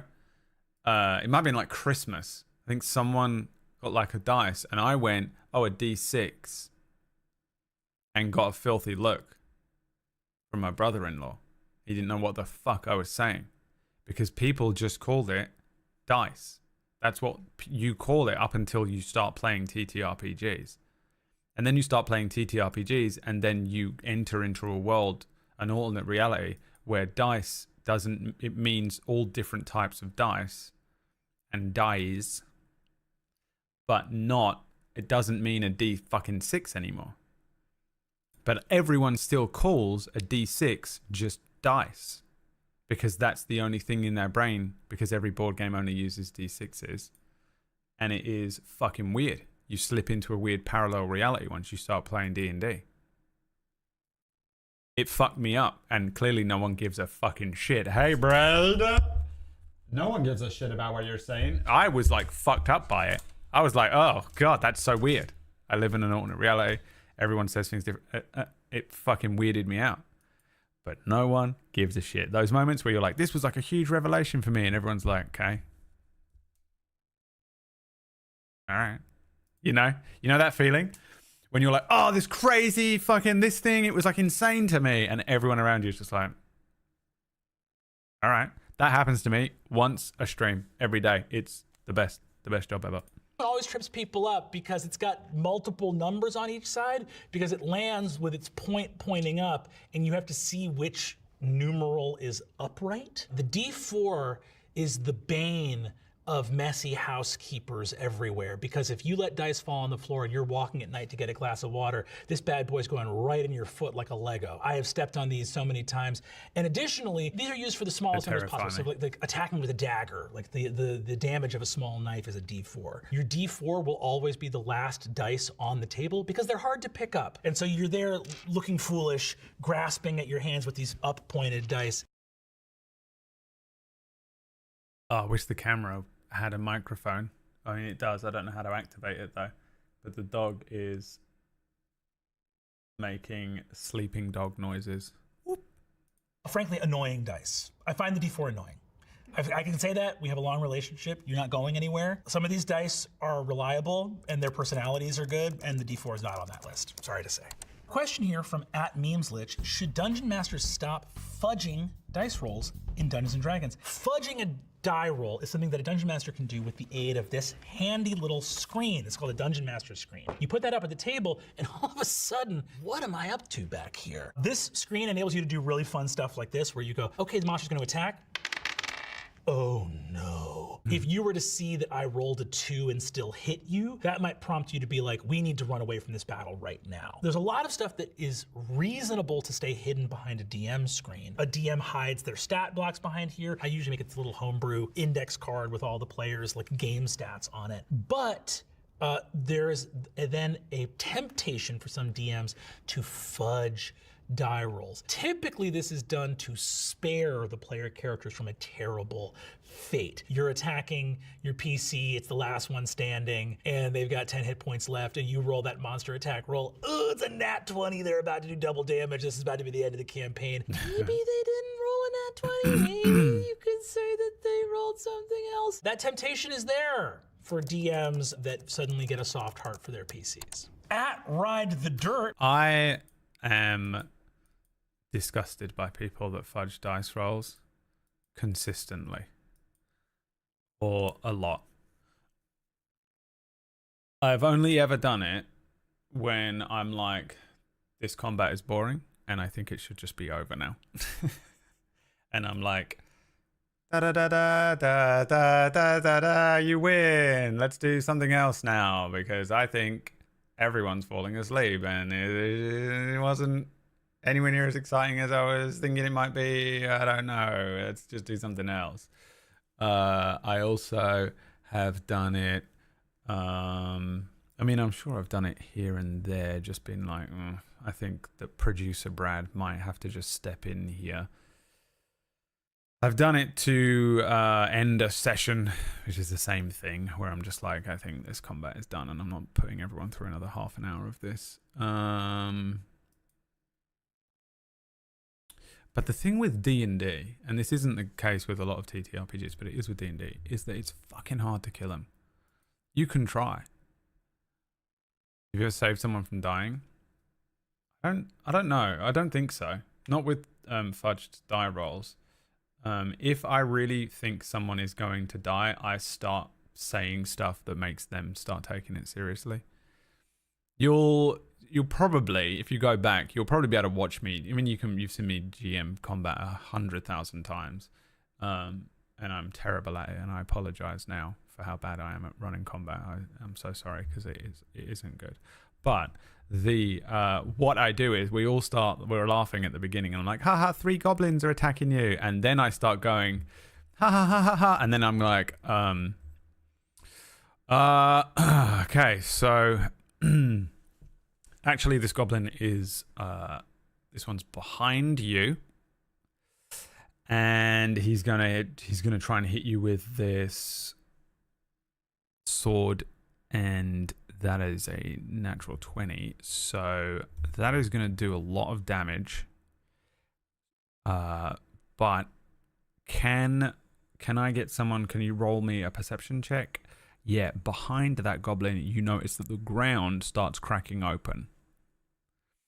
Yeah, you know, I start doing stuff like that, where I start giving them, it's not really fudging dice rolls, but it is like, I need to tell them that 3 goblins isn't the fight, and they're struggling against these 3 goblins, and there's a purple worm about to burst through the floor. It's about to open up the fucking... The ground is about to crumble inwards. They need to make me some fucking dexterity saving throws. And then they're going to be falling into a cavern underground and fighting a purple worm. And they're struggling against these 3 goblins because they're fucking around. And I start getting serious. And I'm like, you, really... Guys, you notice something else. The tone of my voice has changed. You're all laughing and making dildo jokes still, okay? But the danger dildo's coming. Purple worm. So I will do stuff like that if I really don't want them to die. But I have found, and I've tried to kill players in a couple of campaigns, and they just, I just can't. I genuinely try sometimes, and I can't, and I'm like, fucking get it! I'm there like, and he fucking picks up half of the mountain, and he fucking launches it at you. Make me a fucking dexterity saving throw. And I'm like, even if they fucking make this save, it's still going to do all this damage. And they're like, I do a triple backflip out of the way and I cast Defend Mountain. I have a special species trait, which is Defend Mountain. If somebody throws a mountain at you, you take reduced damage down to 0. And I'm like, you fucking what? Can do what? And then the fucking cleric's like, I cast heal on absolutely everyone. And everyone's at full HP. They also have a fucking +2 to their AC. And you're like, okay. I couldn't kill him if I wanted to. So I just am no longer bothered. I think the only time I'm afraid of killing them is the first 3 levels. And the first 3 levels, especially level 1 and 2, I tend to give players a little, they have like a secret shield, a secret plot armor. Because I just think it is so easy to kill a level 1 player on like a natural 1, or they slip on a banana peel and just fucking, you know, if a player character at level 1 slips and grazes their shin, they're dead. You know, you could do it to a barbarian and they're dead. And it's just like, I don't want to kill your character at level 1, even though it would make for a good story and it would make for all of this like good setup and stuff. It's just usually a lot of effort for something like a show, where we've had commissioned artwork and we paid all this money for this artwork and then we killed them in 30 minutes of the first episode, which is it's an annoying like thing where you're like, well, that's stupid and shit, but it's like, it just is what it is, man. There's another element to this. But I have often tried to kill players in our offline game, Oracle's Rest, a lot. I killed a lot of them in the first sort of block of games that we played. That sort of has seasons, Oracle's Rest. We have these offline seasons where every now and then I'll just run them through the game for a bit. And in the first round of those sessions that we did, and we were quite a few sessions in, a lot of them were annihilated by a black dragon. They didn't quite take it as seriously as maybe they should have done. They were taking it quite seriously, but I think that they made a few silly mistakes. They did the thing where you line up in front of a dragon that has a breath weapon that's a line, you know, or whatever it has. They did that thing and they just got melted by acid breath or whatever it had. Poison or whatever, I can't remember. And I killed a lot of them in that. But since then, they have all made clerics. There's like 4 clerics, a druid, something else that can heal, and there's so many of them. It is so very difficult to kill them. I genuinely try and kill them in that. When I'm not a fan as well of like killing. I think I'm gonna, and again, I would like to preface that none of this applies to my next campaign. I want you to remember that everything that I've ever done up until this point, a lot of this that I'm saying now, this is how I feel, but I'm purposefully doing a lot of stuff that I don't do for my next campaign. So this actually does not apply to the next campaign. I'm honestly going to try and kill them episode 1 if I can. But the yeah, I've really tried to kill them in that, and I just can't. It's very, very hard to kill players, especially once they get past a certain point. I'd say like level 4, 5, you start to really struggle if they have a couple of clerics in the party or a couple of healers. Depending on their team comp, it gets really hard to do. So it does mean that you're just very free to do what you want. The other thing, there's other ways that you can do it as well. And I think this comes down to being a bit of a bastard DM. I'm not a fan of fudging rolls ever. If the closest thing I've ever had to a religion in my life is the dice. When I was younger, I read a book by Luke Reinhardt called The Dice Man. And then a couple of follow-up books about that as well. And in that book, he has a D6 and he puts he just starts living his life by the rule of that dice. So he puts options on that dice and does whatever the dice says. So he put an option on there like go to work, don't go to work, and he'll roll the dice. It will land on don't go to work, and he's like, okay, I'll call in, and he just doesn't go to work that day. And then he puts options in there like, you know, go on a date with this person, don't go on a date with this person, and he stops being a person who has that kind of autonomy and just becomes a sort of just a bit like that movie Yes Man or whatever. he lives by the rule of that dice. For me, it actually helped me a lot with my indecision making. When I was younger, I was actually very indecisive as a kid. I was, you know, I know it better now as an adult with hindsight, but I was quite anxious and nervous, and I was sort of hiding who I was, and I didn't know. I had to question a lot of things, and I'd overthink a lot of stuff, and it took a lot of that pressure off of me. And I still do it to this day. I think we all do. You know, it's a flip of a coin type option, but you will. It's just very nice when you're a very indecisive person to take the pressure off of yourself, and now you put it on like a dice. So if you aren't sure about something that you want to do, or you're very indecisive as a person, you roll this dice and it says you have to go to work. You have to go to that thing you don't want to do. You don't have to do the thing you don't want to do. You have to eat this. You don't have to eat that. You have to talk to that person. You don't have to talk to that person. Well, now it is the dice's fault.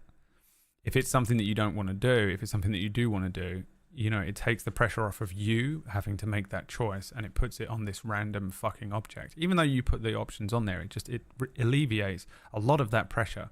It was amazing for me in my late teens and early 20s, which was, to be fair, a time in my life which was pretty chaotic, and I was doing some crazy shit. But I actually did pretty much exclusively live by the choices on a dice for a long time. I made a lot of choices that were very simple ones. I didn't really put any mad ones on there, like quit my job and move to Guam.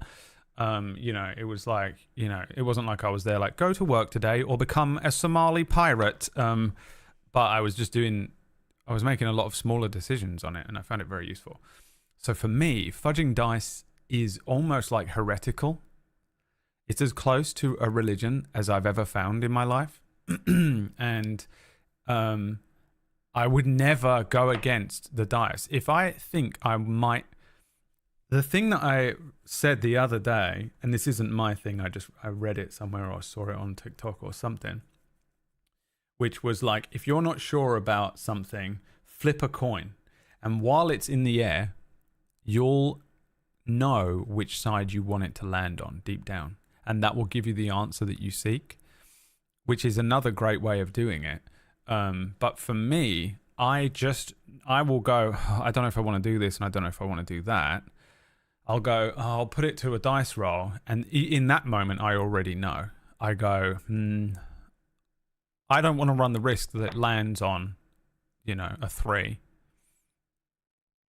Because I will do it no matter what. No matter, I have never gone against a dice decision. Ever. If you came to me and said, put the choice on a dice to, like, you know, kill a dog, strangle that dog to death, and, you know, and on the other side is like, eat some Haribo, and I rolled that dice and it landed on strangle that dog to death, I would fucking do it. I would do it. That's how much I swear by Luke Reinhardt's rules. The key is I would never put the option on there, right? Which is the point I'm making with the you know, insane options. So I don't put anything on it that I know that I wouldn't want to do. I have put extreme options on there before and then rolled it and been like, whoa.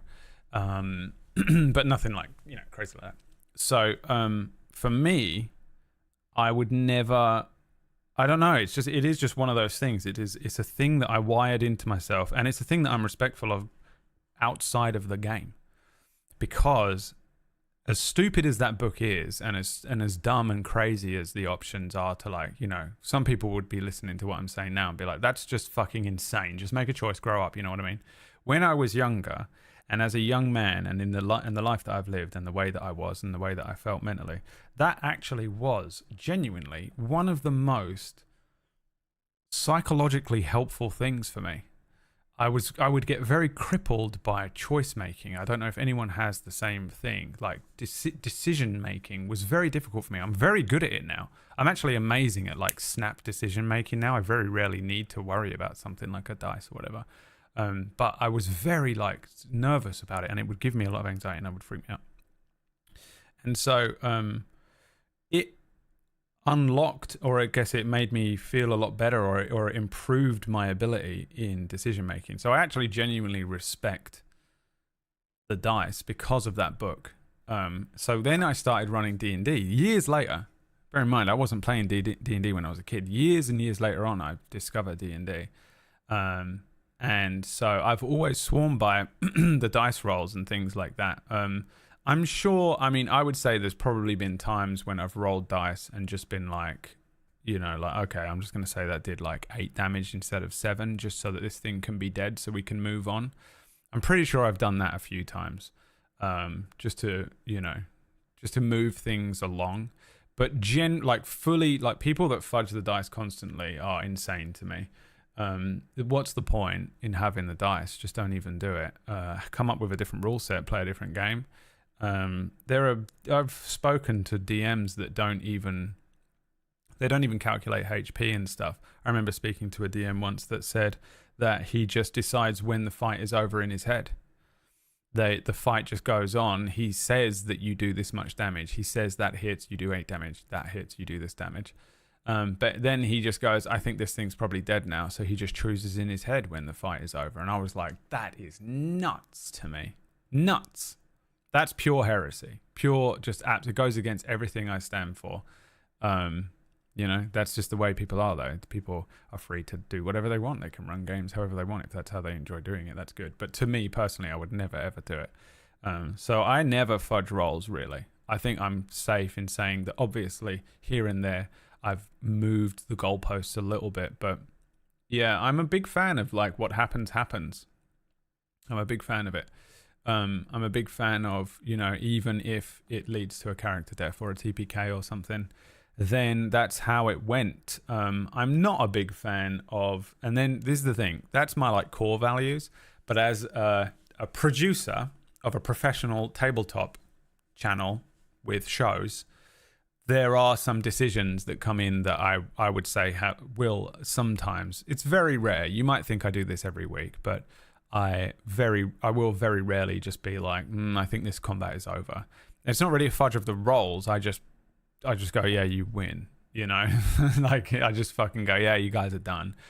Or I will maybe start hinting that they're in more danger than they realize. And I'm kind of okay with that, because in my head there's a loss of natural information. If you were actually fighting a fucking owlbear in real life with 4 companions, and you had your sword out and someone was firing arrows in, someone's launching firebolts, and you were actually physically there watching it and you were your character for real, you would have a much better idea of how your instinct on how the fight is going. That I think sometimes gets lost when it's just, you know, on Roll20 and you're just playing on fucking Zoom, and so if I go, guys, you know, if I'm like,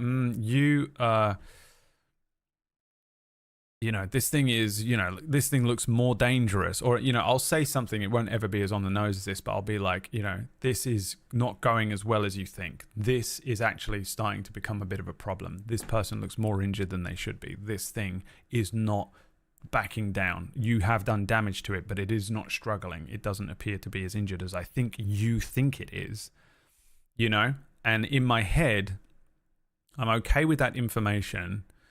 It's not specific, because I think if you want to find specific information out, you need to make a check for that. But I think if you were actually there, boots on the ground, you'd actually be aware of the fact that this owlbear is just tearing through you.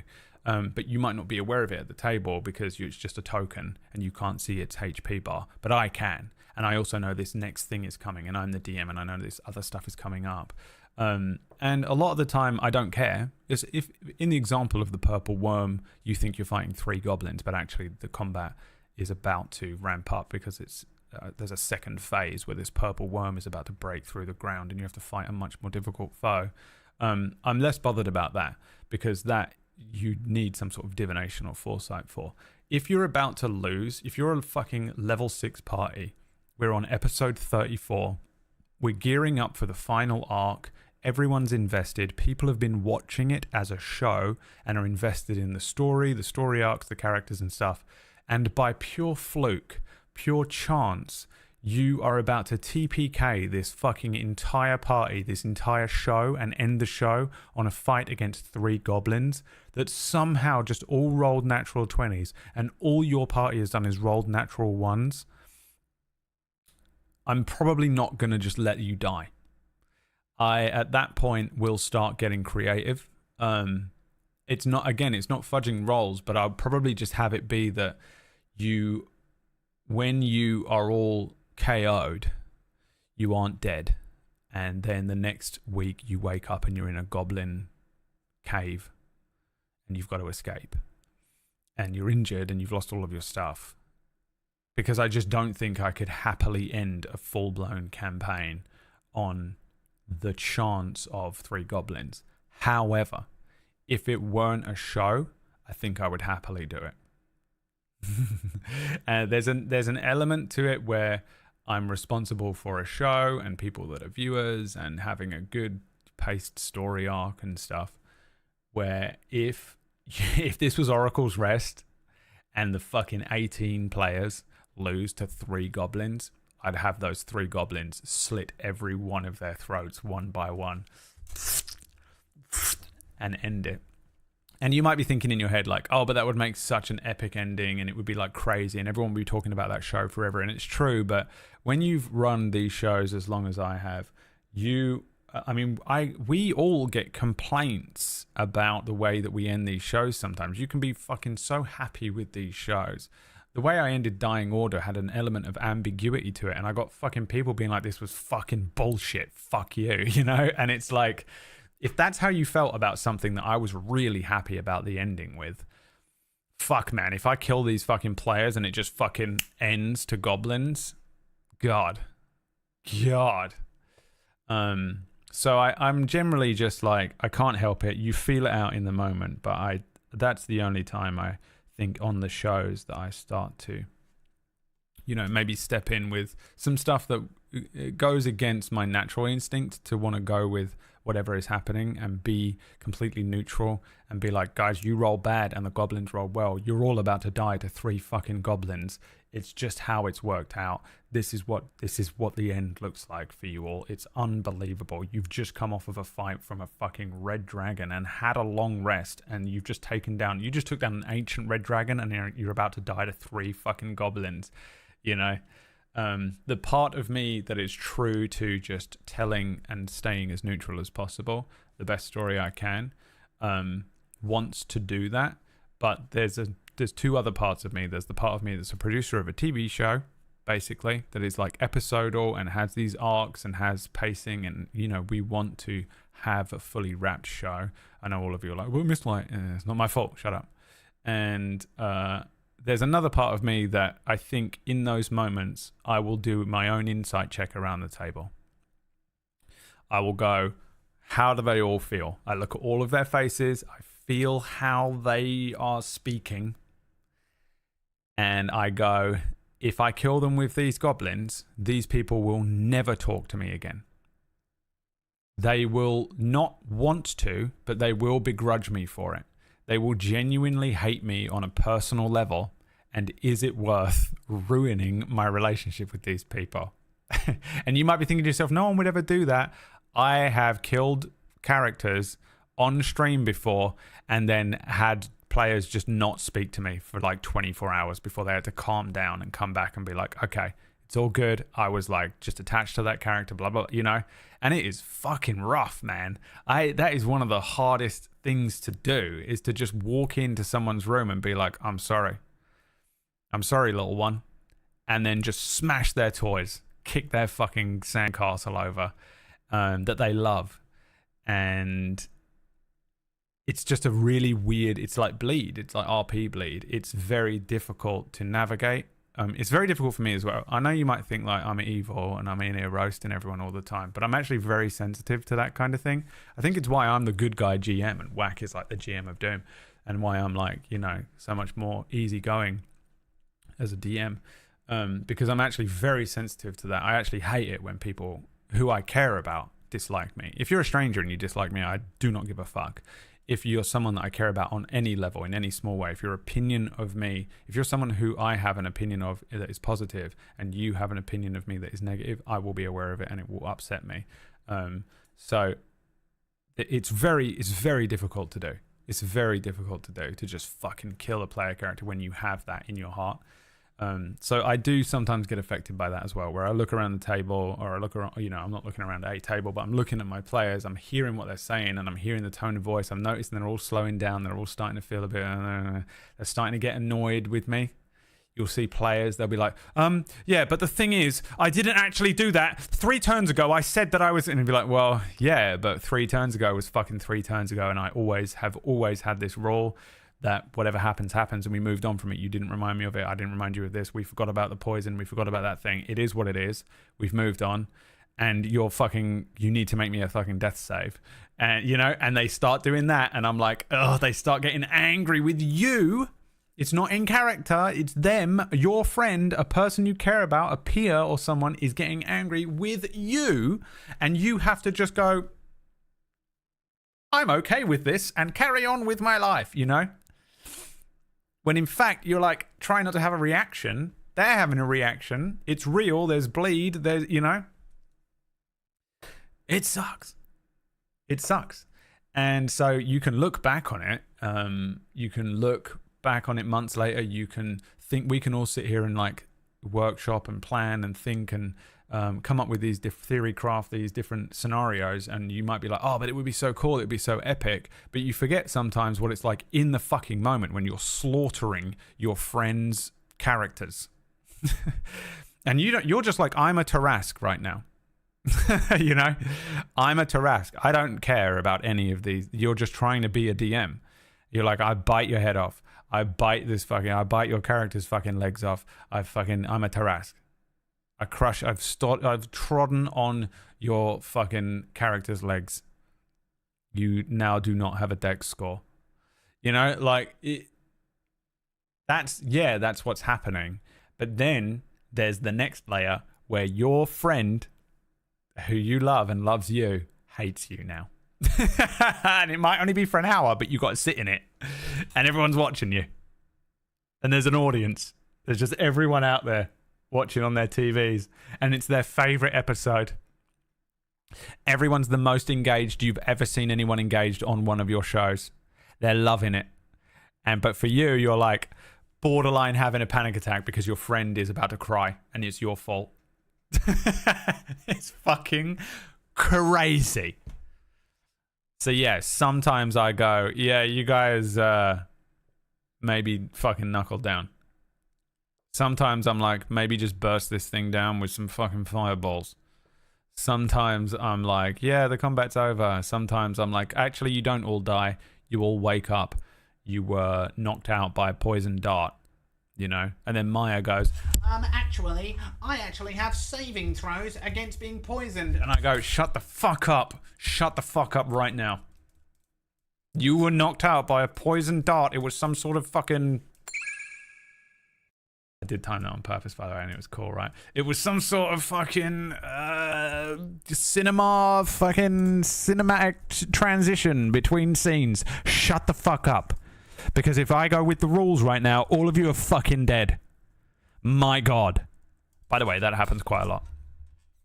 That happens quite a lot where I'm like, you know what? I think you guys are going to die if I don't just fucking move on. And they're like, actually... I'm an elf, so I have saving throws. Oh, yeah, well, you know, it's just that I think probably shut the fuck up. Whereas if we play by the exact rules, it bit your legs off, it fucking crushed you, and then you TPK'd because there was only 2 of you versus the Tarrasque. It's just fucking, what is it? What do you want? You were all about to get pissed off with me. DMing is hard. DMing is hard. But yeah, I very rarely fudge actual roles. And I think a lot of DMs do, by the way. I think this is why I've stuck on this point for quite a while. A lot of DMs really do fudge a lot of roles all of the time. And I'm like, that's mind-blowing to me. Like, what's the point? Why are you even playing? Why even have the dice? You know? Play one of the systems that doesn't rely as heavily on a dice roll. Like the, what's the fucking system that we use for the heroes one, and like Witchcraft and Wizardry was based off of? That one, where you just sort of have like vagaries, you know, that don't matter as much about the specifics of dice. You can use like the fate system and stuff, you know, where obviously there are dice rolls, but it doesn't matter. You know, like why even, what's the point? Like, is my thing. I have heard good arguments for fudging dice rolls before though. I just can't remember what they are. Every now and then someone will be like, oh, what are those? Yeah, like Powered by the Apocalypse, where it's very much just like, yeah, you do some dice rolls, but it's like, it's less specific what the outcome is, you know? In D&D, if you take 8 damage but you have 7 HP, you're reduced to fucking KO. So, you know, whereas in these other things, you can just be like, yeah, your Invincible was punched through a fucking brick wall and is knocked out. But he isn't dead. He's not on saving throws. There aren't like death saves. You just, this was the end of the turn. Which obviously you can do with D&D as well, but I think because there are more mechanical rules, people feel inclined to fucking stick to them, which is why you get Orcish barking at you from the fucking corner of the fucking room. Actually, technically, I should be on 2 saving throws. Oh, well, okay. Well, then technically, all of you fucking died in session 1 when I saved you all. So shut the fuck up. Trust the fucking DM for once. Or we end the campaign today. Yeah. I give him shit, but a lot of the time I'm also wrong with the rules, and it's like, you know, the other thing will happen where they are saved by a rule that I read wrong. You know, they're like, oh, Brad, you can't count. And I go, what? They go, yeah, it was only 13 points of damage. Oh, you wrote 33. Oh my God, I can't count. Thank God. You only take 13 points of damage. You still up? Yes. Okay, fucking Jesus Christ. And in the back of your head, you're like, great feeling. Rocker Paul, thank you for the 66 months. He says 666, the number of the beast. Yeah, I think everyone's ended campaigns that way though. I ended my first ever campaign was a TPK. I gave them every chance in the world as well. I didn't just like drop a mountain on them. I was like, you have to escape the mountain. There is a cave in happening, and they just failed so many checks that I was like, fuck. Yeah, you take the amount of damage that an actual mountain falling on you is. It's massive damage. You're all squashed. And it is what it is, man. Yeah, I'm not really afraid of killing player characters either, but I am afraid of killing them either unjustly, because I've done this before where I slightly miscalculated some stuff during the combat, or didn't take into account, you know, a mechanic of some sort, which is why I'm a little more like specific about the mechanics in combat, because I don't like the weeks of people messaging me, or the years of YouTube comments of people being like, actually, he had an extra 5 feet of movement that he used, and you said that it was going to do 35 feet radius fire damage, which means he would actually have been out of the range based on the calculations on the screen, and you killed him for nothing. And I'm like, oh, great. Great. Then now I just have to feel guilty about it. And there's nothing I can do about it, because it's just done. It's done. He's fucking dead. We made a new character. It's been 3 weeks. It's fucking awful. It's a horrible place to be. And I hate that.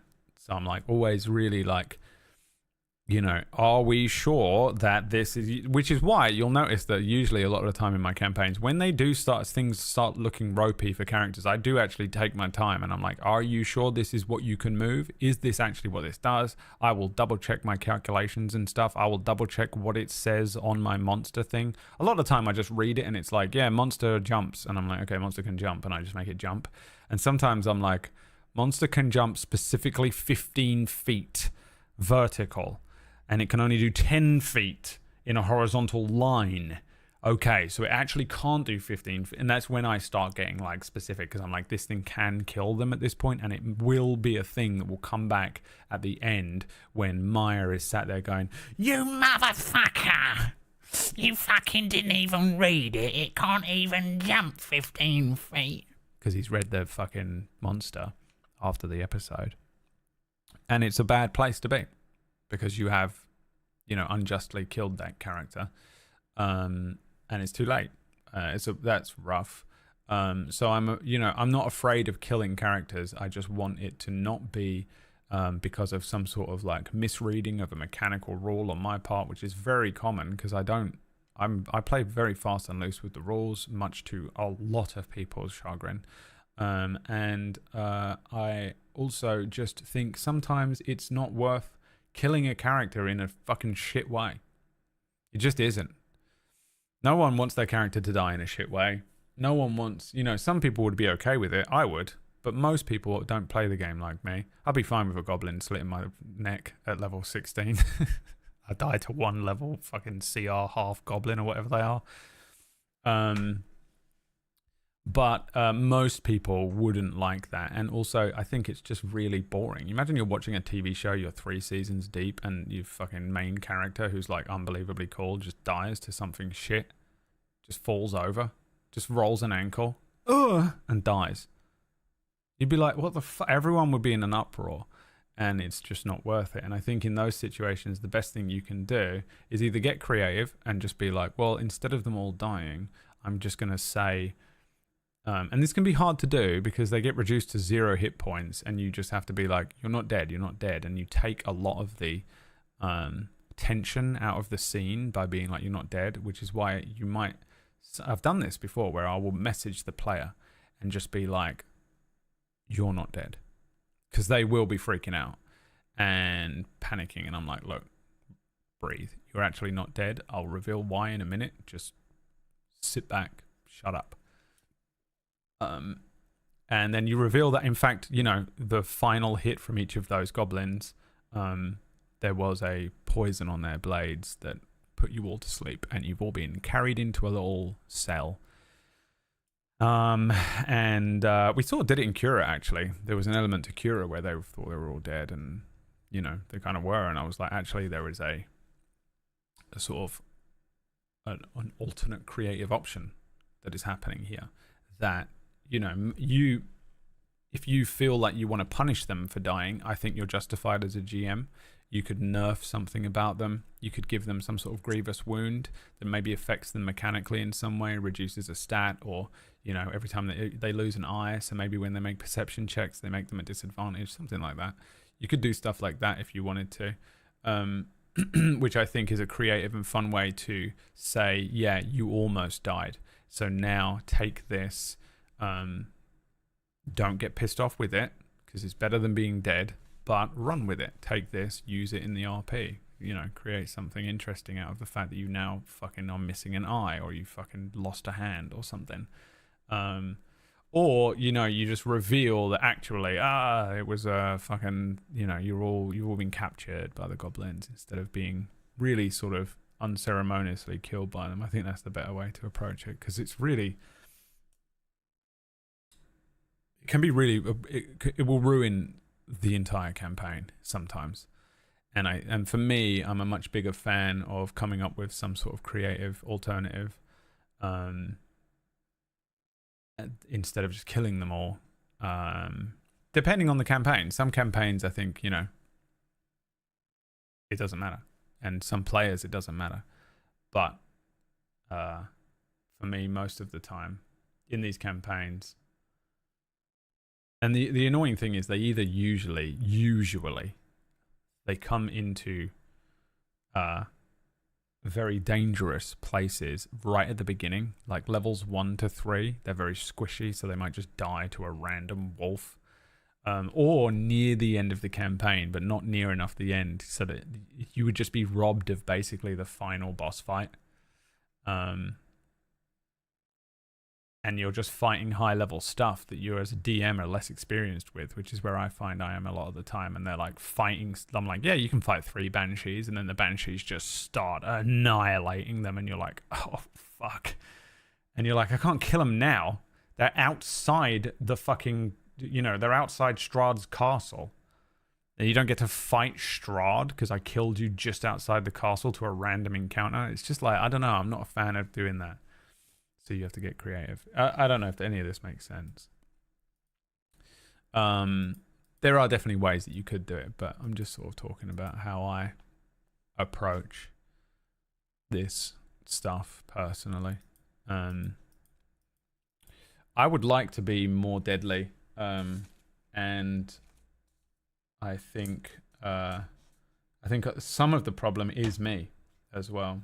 Like I said before, like I do get afraid to kill certain player characters when I know that there might be a bit of a negative response from the player, or it might influence the arc of the campaign, and suddenly I'm no longer GMing and I'm no longer a Tarask. I'm just a fucking producer with a headset and a clipboard going, cut. Yeah, I think we need to cut there. I don't think we should do that. We should rewrite that. And you're like, but unfortunately that's the slightly professional side of running it as a show. Yeah. Again, I'm really going to be trying to do away with everything I just said in my next campaign. I would like to kill them pretty early on. Now, Whack has messaged me several times and said, whoa. What do you mean? You're going to try and kill them in episode 1? We can't afford that much character artwork. And I said to him, well, it looks like you're going to have to cough up, bucko. Because I'm killing them the first chance I get. Because I'm doing everything different.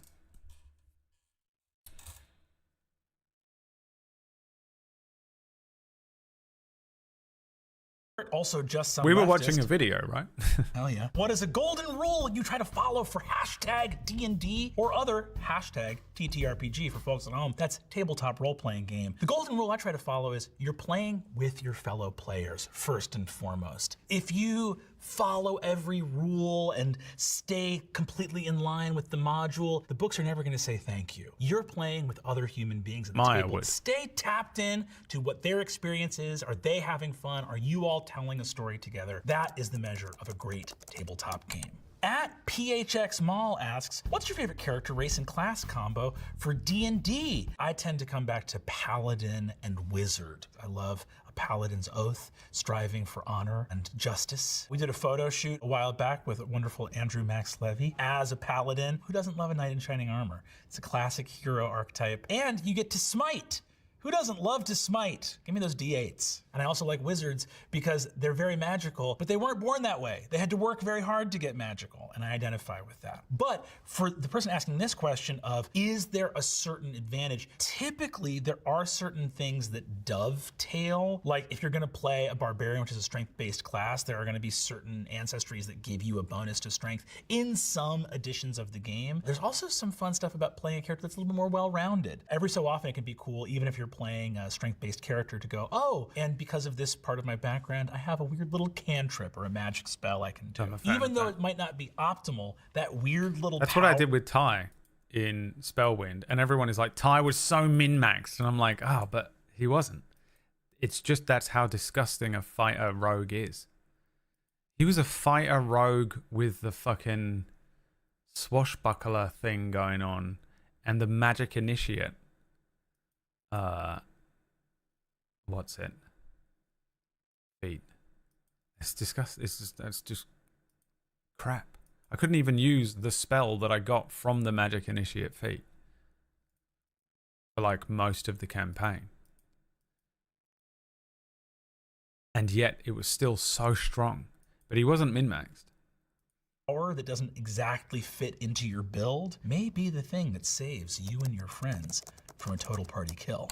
At Delusional Do 1, how do you handle a TPK? Here we go. Do you full reset or just pick up at the last save spot? Any other things you like to do after a party wipe? Handling a TPK, which for folks at home is a total party kill. It is when every member of an adventuring party dies all at once. I think Pretty hard to just kill one player as well, right? This is the other thing. I have no problem killing one character, but if you kill one character in a combat, it's pretty rare that it doesn't lead to a TPK. That's the other thing. It creates such a fucking, like, snowball, but I don't know what else. What's the other word for snowball? Wait, the creature awakens. Oh, missed it. A cascade, a domino effect. In that quite often when you kill one player character, it is the thing that leads to, I know, Wack. This is why I tried not to use that word, because everyone always says it. It creates, the landslide of, very likely the other players are going to die now as well. So it's like, killing one player character is great. Is the best possible outcome for a random combat, or almost any combat, because that really changes things up. It mixes things up. It's fucking great to watch. The best episodes of anything are when one of the characters dies or very almost dies. You know, when you're watching TTRPG shows, those are always the best ones. You're on the edge of your fucking seat.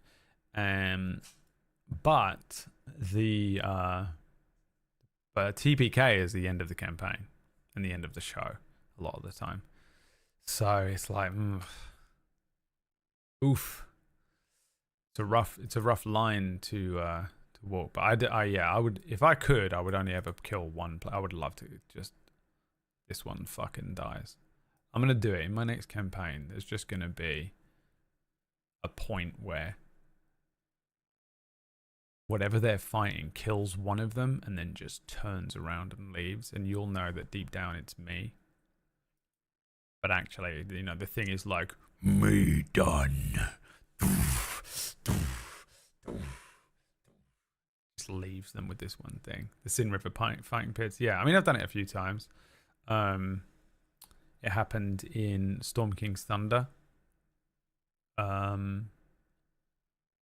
feel like I did it again. I can't remember when. There's another point where one character died.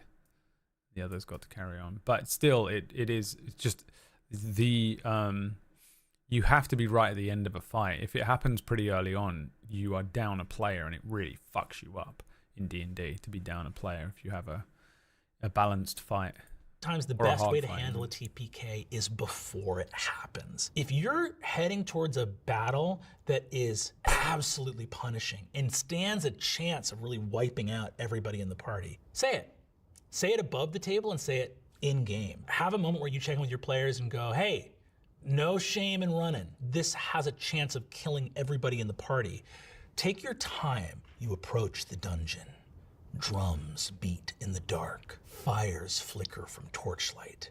The smell of death is everywhere. Taking the time to add some gravitas can sometimes wake your players up and go, oh, our buddy is suddenly being very dramatic and serious. I think we might be in trouble. If you do all that due diligence and say, hey, you can make a brave last stand here, you all may die. When they do, they had some agency in it. The thing that makes a TPK really unbearable is when players feel like it happened for no reason. At sessions canceled. Why do we always start games in tavern? Some groups tend to make their characters isolated from one another. Where do people congregate? In a medieval setting, in a public house, in a place of drink and libation and revelry. I would say probably there's a deeper answer here, and I haven't seen anything written about this, but I would hazard a guess that it is in maybe unconscious homage to the end of The Prancing Pony in Bree, where Strider first meets the hobbits in Lord of the Rings, which is a seminal text and serves as the basis for a lot of the lore within Dungeons & Dragons.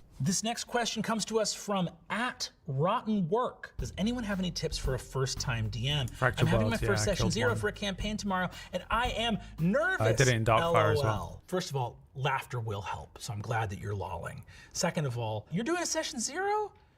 My friend, you're way ahead of the curve. Session 0, for those who don't know, is a pre-campaign session where DMs will line up. Sometimes people will do character creation there. Sometimes that happens beforehand, and the session 0 is just to line up what the adventure is going to be about, any rules of engagement. So the fact that you have got your situation buttoned up enough that you're doing a session 0, you're off to a great start. Second of all, tips. What's the nugget? Brennan, what's the secret little sauce? There's not one. You gotta slug it out like the rest of us. You gotta get your hands dirty. You gotta jump in 2 boots first and run the game. Is your first session gonna be clean? Are you gonna remember every rule? Are you gonna nail every NPC? Maybe yes, maybe no, but the point is this. Your first session is the learning experience. You're gonna jump in and you're gonna learn so much more in that first session than any internet dungeon master could tell you. That being said, the answers lie in your players. Just listen to them, tap into what is bringing them joy, and you will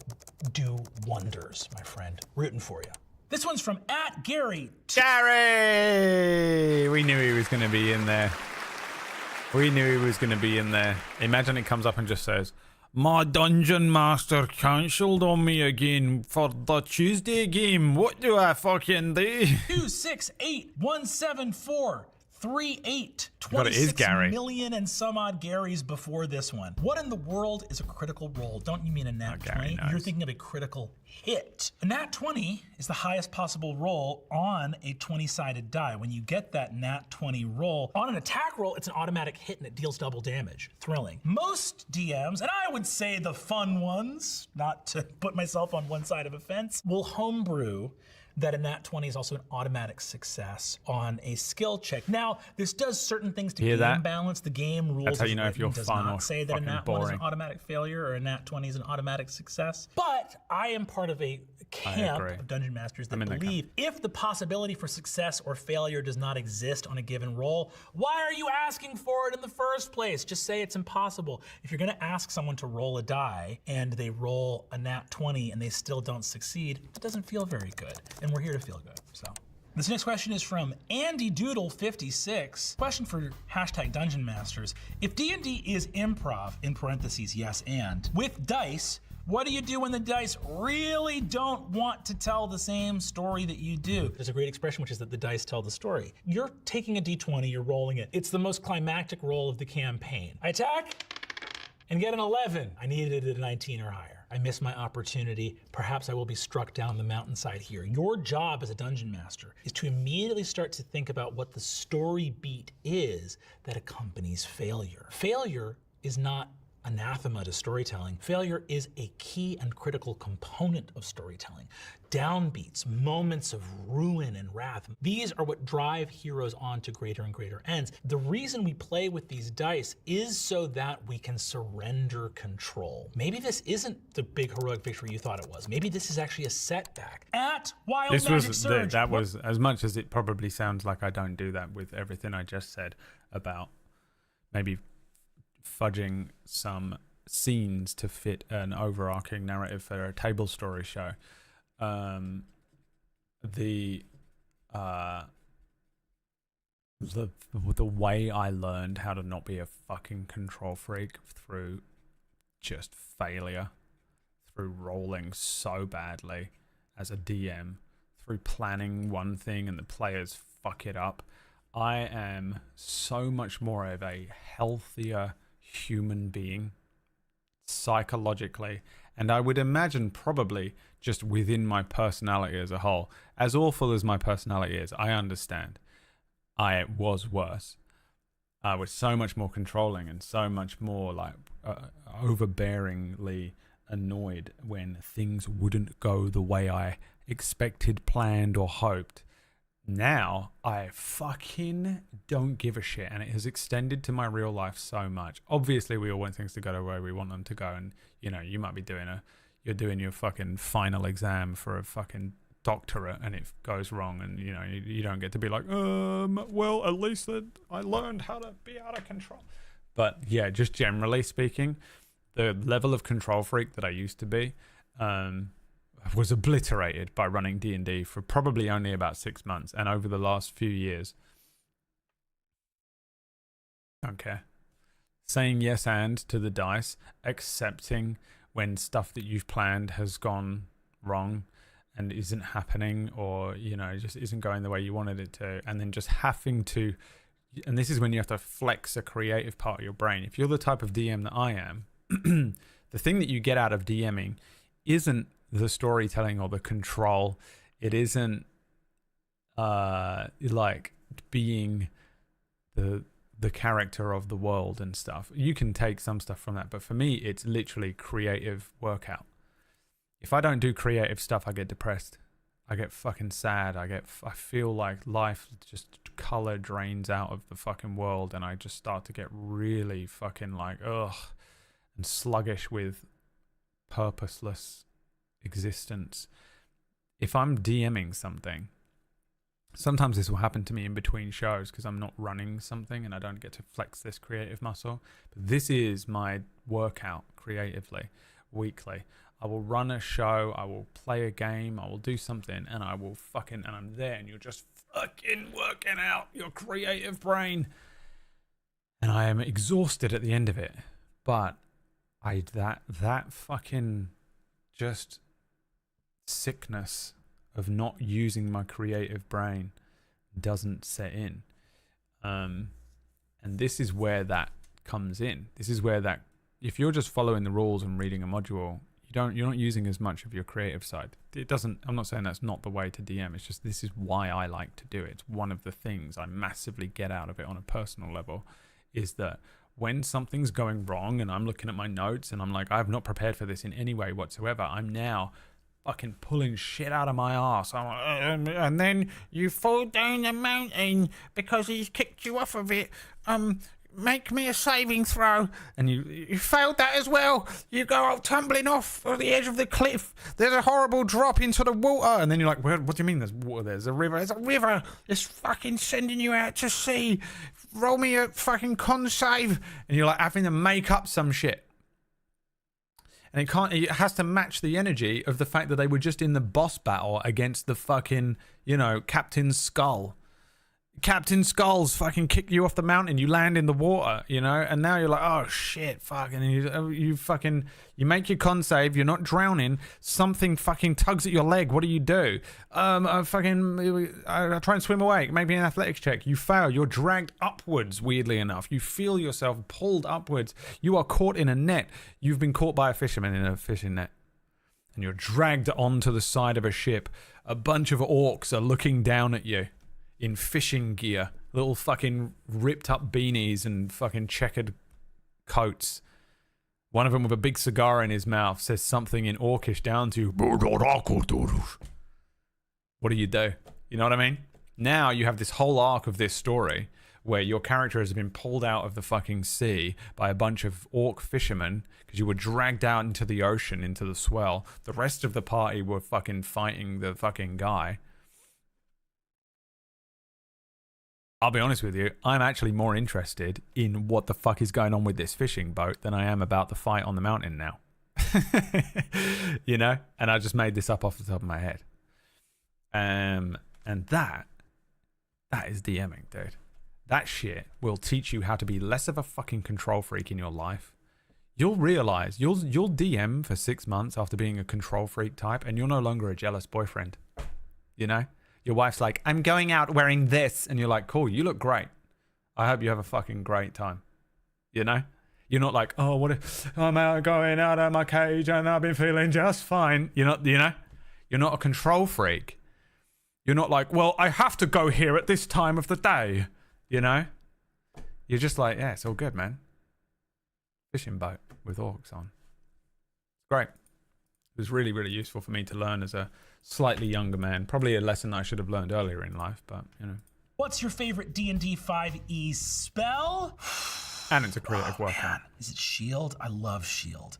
It's just really fun. Reaction, +5 to your armor class. I think favorite D&D 5e spell, Fireball, Fly. As a player, Shield I will is say the this, best. 3rd level is the best spell level. All the most fun spells are 3rd level spells. At Lee, 51,765,627. I want to learn to play Dungeons and Dragons. How do I find people willing to play with a newbie? Well, yeah, I love playing with newbies. Playing with newbies is the best. But you are right. It is hard to find a group to play with. I think the irony of the conversation we had, and Ninja's like, Command, the one where I can take complete control of everything that's happening, and I'll make sure that I can I cast command on the other players at the table and take their loot at the end of the combat.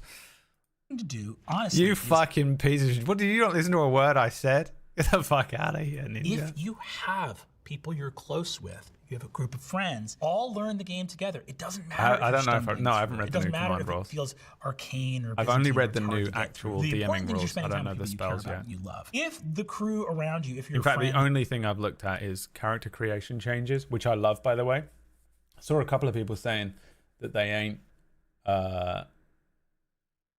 huge fan of some of the character creation changes and stuff. I love all of them. I like all of it. I like that you get all your skills from the thing, and I like it. I'm a fan.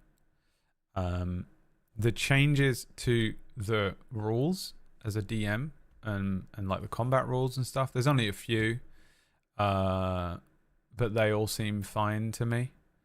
But I haven't looked at any of the changes to the spells, and I'm just not going to be honest, until I need them. Until the spell is either my character that I'm playing is using the spell, or I'm DMing and the spell comes up and they say this is how, in my head I'm like, well, prestidigitation goes like this, and then they go, actually it's this now, and I go, oh, okay, and then I find out then. Which you will all be able to witness probably throughout the next couple years of Table Story shows. Surprise round integration is kind of neat. Yeah, I like surprise as well. I can't remember what the change was, but I agree. Whatever it was, I was like, yep, that's better. I like most of the changes. It feels... Whoever made all these changes at D&D, it feels like they're the type of DM that I am, closer to the type of DM that made the original set of rules for 5e. I don't know who did which. I don't know who was in charge of what. Maybe it's the same people. I don't know. But I prefer generally the feel of how they've gone with a lot of these 2024 changes. And most of them make sense to me. There are a couple that I was like, this just is pointless. But yeah, I haven't looked at any of the spells because I'm not the type of person who can just learn something by reading everything about it. It's just no point. I'll just wait for it to show up in play. And network aren't as interested in tabletop games as you are. Frequenting game nights at your local game store. Have game nights where you can come and meet people and join a table. And there's also services online to find physical but also digital play groups. So Start Playing Games is a company that serves as a sort of matchmaker to not only hook people up with other people to play with, but also dungeon masters. Matching services for dungeon masters that charge for their services. There's free dungeon masters, there's free groups that get together there. All these things are available for you at your disposal. So there's a range of options, but yes, it is a challenge, but there are ways to do it. Here's one from Bex Schwartz on Blue Sky. Thanks, Bex. Hi, intrepid hero Brennan Lee Mulligan. How does your prep for an adventure in someone else's campaign, such as Exandria and Critical Role's Calamity, differ from your preparation for the Worlds Beyond Number that you are building? Thank you for the question, Bex. I deeply appreciate it. Shout out to Worlds Beyond Number, the podcast that I do with Bria Iyengar, Erica Ishii, and Lou Wilson, edited by Taylor Moore. I was fortunate enough to get invited to come and run a series in Exandria for Critical. Who was it that taught me? Do you remember who taught me how to copy OBS Studio? Who was it? Do you remember when I was like, man, I have Streamlabs OBS for this channel. I have OBS Studio for Table Story, and I needed a third one for the Brad Random channel. And then someone was like, you do this, and you basically create a weird little clone of OBS Studio, which I did, and now I run the Brad Random channel from a copy of my Table Story OBS Studio. And I think it was Carl as well, but like it is so the most useful thing. One, if it ever breaks or goes wrong, I have no idea how to fix it. I can never update my computer or change computers or anything, because if I lose it, it's gone. And two, we need to get this for PB and Whack, because they go live on Table Story every time they go live on their own channel first. They just fucking jump scare everyone in the entire fucking Table Story Discord and anyone who has notifications on for channels going live, and it suddenly goes, oh, on Friday they have a new show called Don't Die. Are you looking forward to it? Yeah. What time is it on? It's on at like 8 p.m, like 3 Eastern. And then it goes, wrong. It's on right now. It's live. And they're clicking and trying to find it. And we have to put a stop to this. I'm going to do the politician thing. This is what I'm running for. We have to put a stop to this. We've got to stop these people, Pumpkinberry and Wax Steven, from doing this every week. Why do they do this? It's because they're not allowed to point, isn't it? Politicians aren't allowed to point, so they do this. See, they notice they always do this, or they do this. Because what they want to be doing is this. You fucking do as I fucking say. Because they're fucking evil. Every single fucking one of them's evil. They're all fucking evil. I don't give a shit what you say. Yeah, I mean, blew the excitement for when the channel goes live tonight right out of the water. Also, every time you guys done it, I'd say, what, 1% of people turn off notifications immediately, because that's what I would fucking do. Oh, they just fucking go live every day and it's fucking annoying. I'm just turning off the notifications. Now everyone doesn't have notifications on for when we go live on Table Story, and it is exclusively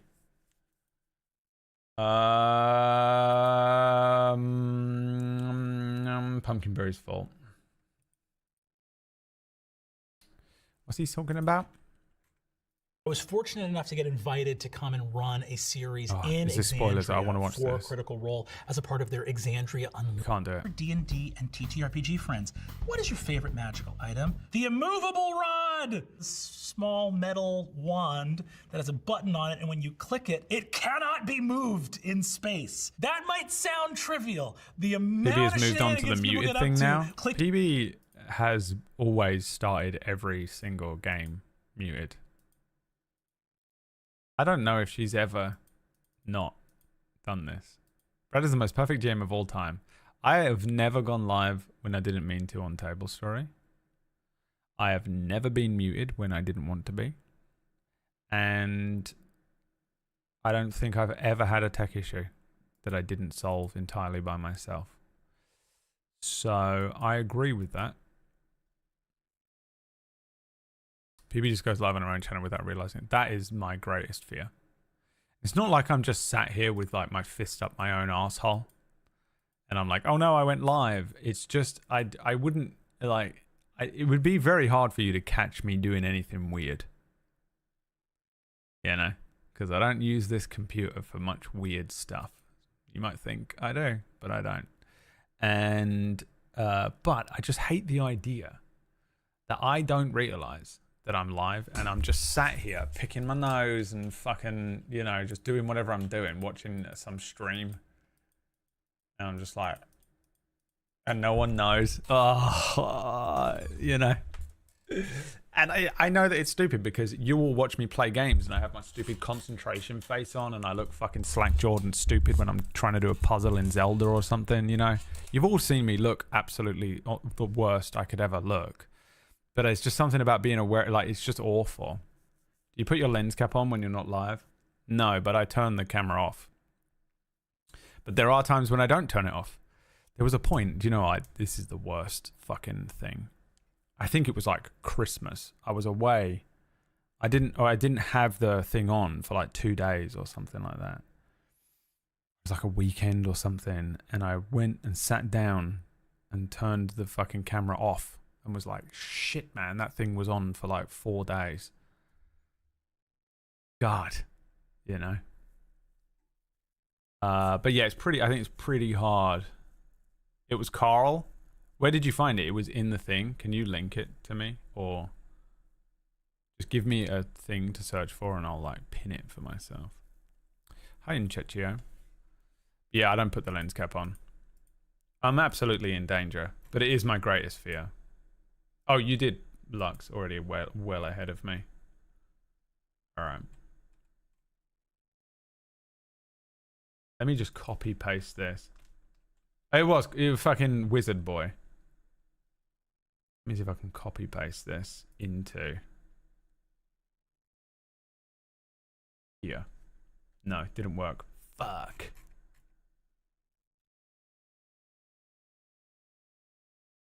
Why didn't that copy and paste? It can't copy paste bullet points? That's super fucking annoying. How did he format this so well? Making it to fly, like jumping up like an acrobat. Someone was on an airship being chased by another airship, leaned off the back, clicked it, and left it in the air. And then you have to decide what happens when an airship collides with a ruler-sized bar of metal that cannot be moved no matter what. Chaos, the immovable rod. This next one's from Brycing Wolf on Reddit. What common D&D related behavior or quirk really grinds your gears? Mine is when people call the fighter class the warrior or call the wizard the mage. Not even sure why, but it makes me hate you a little. Brycing Wolf, do not give in to hate. Yeah, they know insane. not what they do. I think for me, probably the biggest pet peeve has to do with a player making a choice as a character that really grinds the adventure to a halt. I think sometimes people will hide behind the sort of lens of it's what my character would do and will do things that are a little bit antisocial at the table. And ultimately, there's not that much a dungeon master can do if you decide that your character wouldn't go on an adventure. If a DM comes out and says, your village is in danger. Your loved ones are in jeopardy. The fate of the world hangs in the balance and you alone hold the sword of destiny. And you go, I run. I'm getting out of Dodge. Good luck. Well, that's kind of the story over.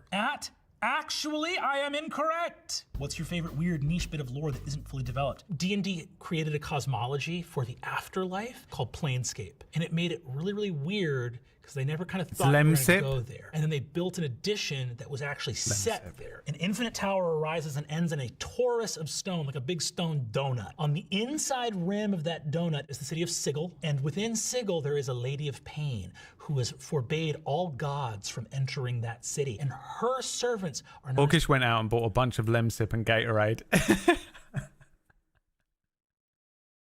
Had an actual panic attack. Went and bought a bunch of Lemsip and Gatorade. I told him to buy vitamin C and vitamin D, and he came back with Lemsip and Gatorade, by the way. What a fucking loser. As a private DM, fuck you, dude. What are you going to do about it? You going to try and fight me with your little fucking COVID-filled body? What are you going to fucking do? Cough on me? I just fucking made all the antibodies. I'm strong. I'm good. I just had it. I'm over it. You're gonna fucking do? Show up? I could throw corn at you. You couldn't throw anything with your little fucking limp-wristed, fucking COVID-riddled body, struggling with anxieties. You can't even stand up. You got the fucking IQ. You haven't got the battle IQ to take me on. You fucking the IQ of someone who's just literally 20 minutes ago had a stroke. That's what you've got going on. You embarrassment. The fuck away from me, you pussy. What are you going to do, huh? You're going to stop me from telling everyone that you went out and bought some Lemsip and Gatorade instead of some fucking vitamin C? Eat an orange. God, they're the most American thing, you know? I got this radioactive isotope. That should help. You fucking embarrassment.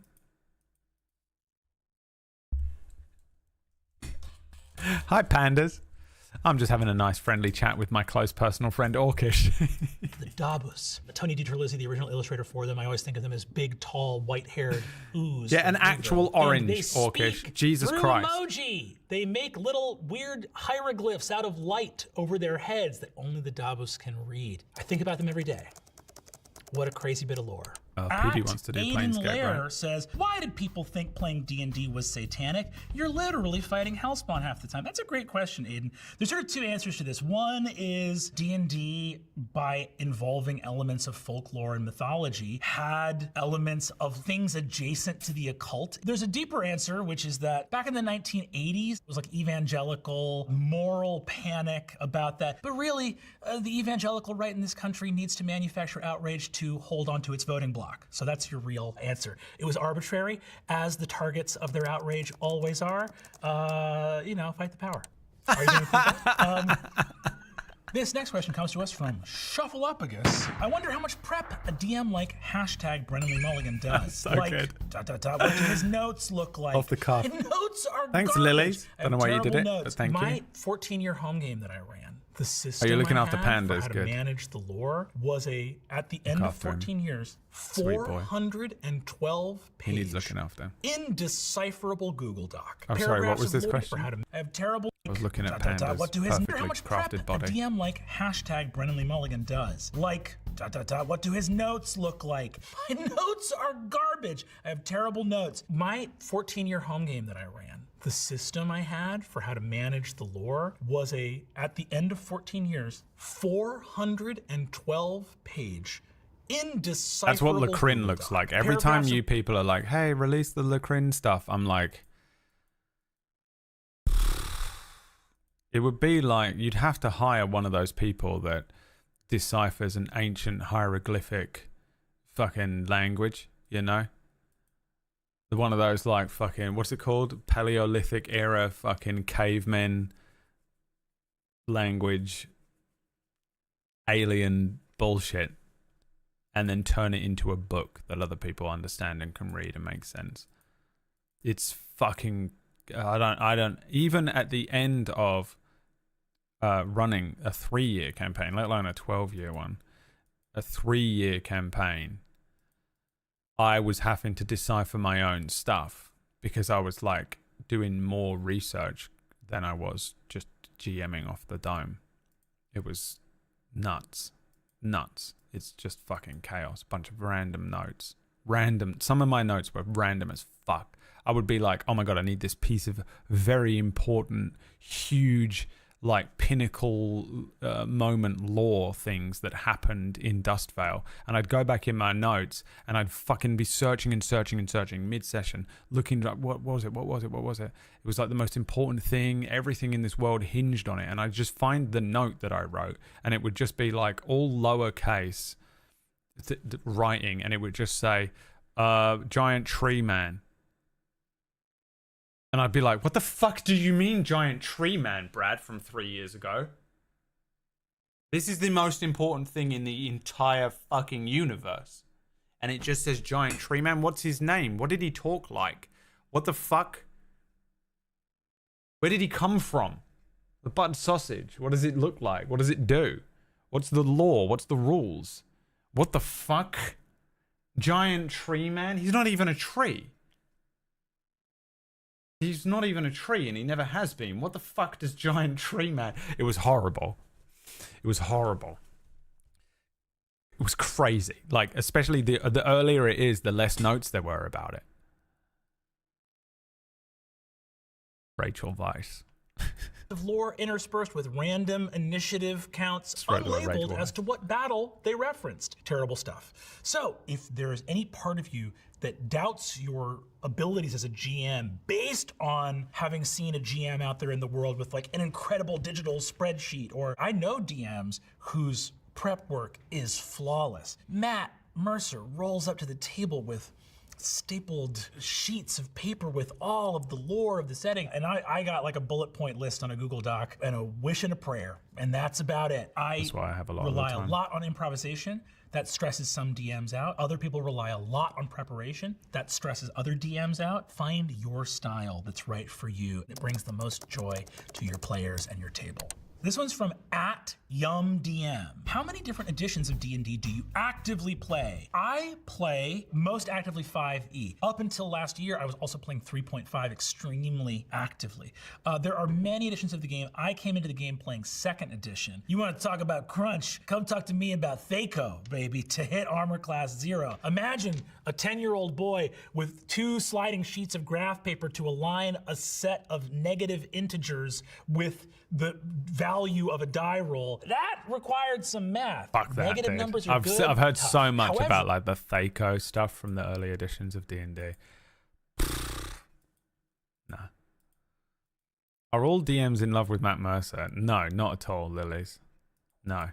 Some people fucking hate him so much. Critical Role is the worst baseline for anything I've ever seen in my entire life.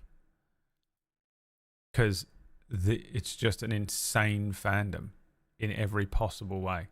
They're either like sycophantically cultish, insane nutcases who they can do nothing wrong, and they're just obsessive, or they're like they just absolutely fucking hate those guys. They're like, it's scripted, it's shit, it's not even that good. You know, those people that can't handle being alive. I think he's a brilliant DM, though. I think he's a brilliant DM. I think there's a reason. There's a reason they did so well. There's a reason they've got this just terrifying, sycophantic, cult-like audience, and then also some of the worst haters on the internet. If I had to side with either side, I would side with the cult. I've watched a lot of it now. I had previously not seen a huge amount of Critical Role up until last year, and now that I've watched almost the entirety of Campaign 2, it's all I've seen. I get it. He's just very good. I mean, a lot of them are. He is as well. There's a couple of GMs out there that are amazing. What's that woman called? There's a third one. What's her name? But Matt has an ability to somehow, the reason I like him is that he makes it feel like a book, basically. He is the quintessential I'm reading a page of a book DM, and then he hands it over to his players, and he's so good at that. Abria, is that her name? Yeah, I've seen clips of her. I've not watched her GM anything, but she seems good too, in a completely different way though. Is she the one who has flowcharts? She does flowchart DMing. I think that I watched a bunch of stuff about her talking about that. She just creates flowcharts and then runs a session, and her notes is a flowchart, which is fucking cool as shit.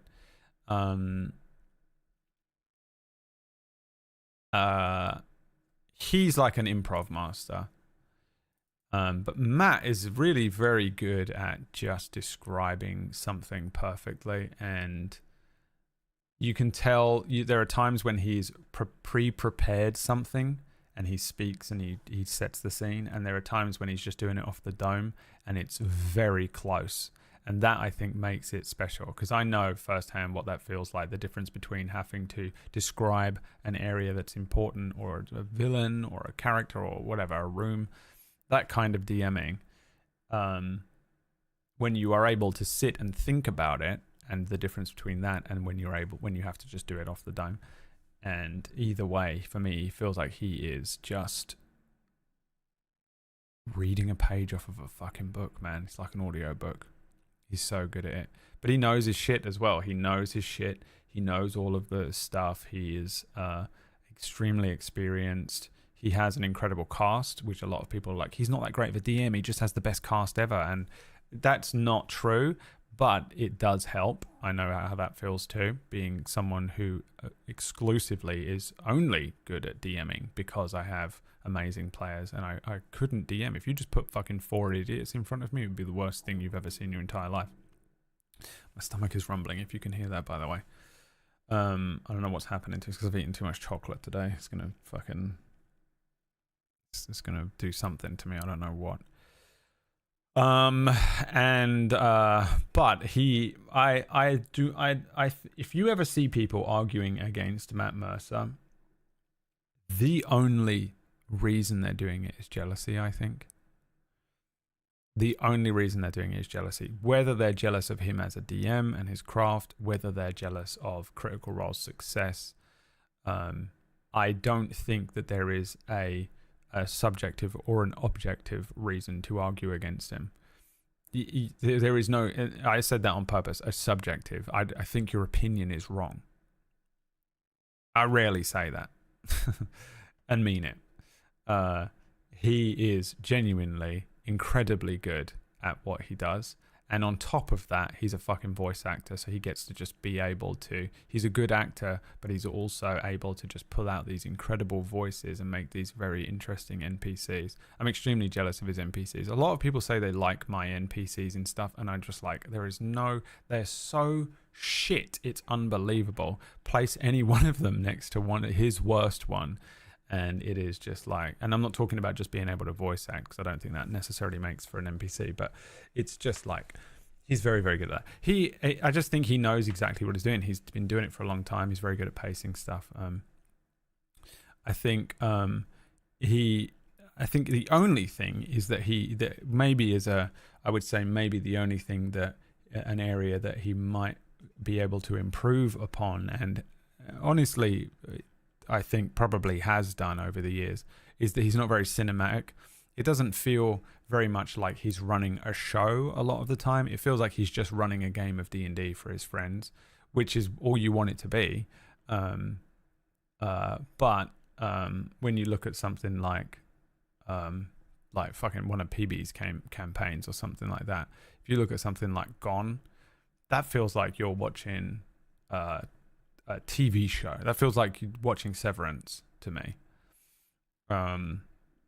which is a slightly different art that you can weave into the skill of GMing, which I think we've covered a lot. I think I have it a little as well, and because again I approach a lot of these things like episodal TV shows, so we get very good on Table Story at like cliffhangers and pacing over the course of a season of a show,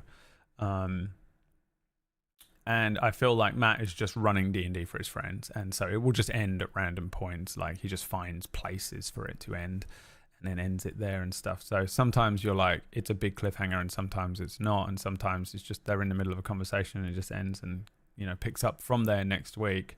But I mean, it's astonishing how good he is at what he does. That isn't even a criticism of him. I would just say it's just a difference in maybe our styles.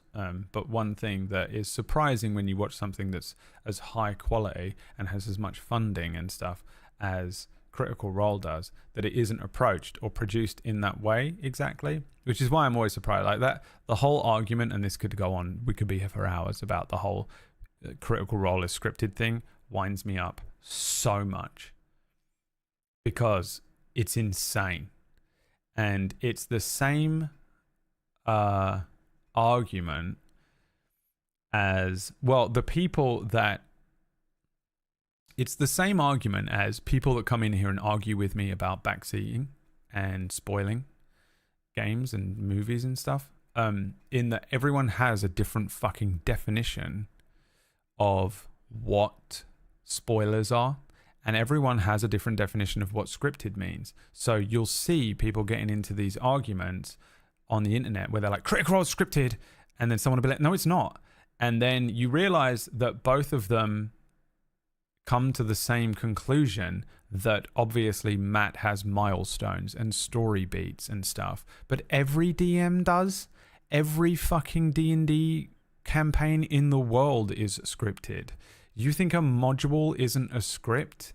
That's what, you know, but what do you mean by scripted? Because to me, scripted means they have lines that they follow, not slight direction, not ideas, not Matt being like, okay, in this session, it would be great if you guys would fight the Pegasus, the evil Pegasus. That's just normal. I do that. I've done it. I don't do it that often. That is every fucking show. That's just it's just insane. But people will be like, that's scripted. Dude, that's just D&D. And yeah, like it's a bit like what I was saying earlier on with table stories. Sometimes I have to be like, this is going to happen or this is going to happen. The most scripted thing I've done in years was at the back end of Cura, when I told the players how I was going. I basically handed them the structure of the final episode. I was like, this is what I want to do, and I think it would be more interesting. I didn't just do it to them. I said, look, I have two ways I want to approach this final episode. We just go into it like it's D&D, and I run you through the finale of how I've planned it. Or I tell you what's going to happen, because there's a couple of very interesting things I think we could do that I might be able to produce for the viewers that I think would make this a more impactful show ender.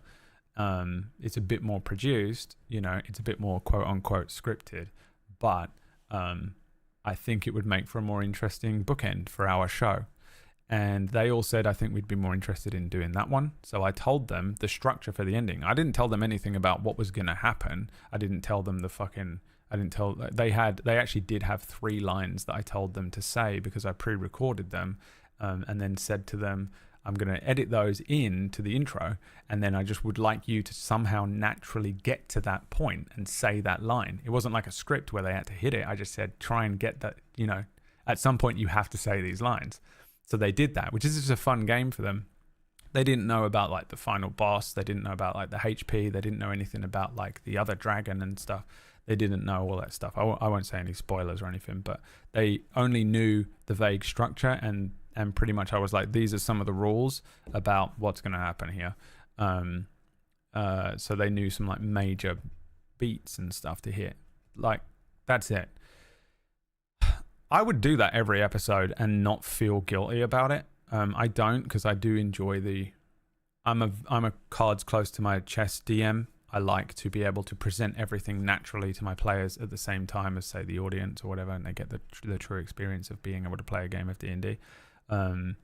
But that is the most I can imagine that they get to on Critical Role. It is too live, too improv, too random. You can't predict. They can't predict these dice rolls. They can't predict all this stuff. It's just impossible. I've run this too much. I can't believe how many DMs out there think that Critical Role is as scripted as it is. You're stupid. How are you running games? You must be the worst DM of all time. How dumb do you have to... It is impossible. Have you run a game? Have you rolled a dice? Have you had a player fuck up something? You must be the most controlling worst. You must be literally the exact thing that you hate on this show for being. You're so stupid. It is impossible. There's no way.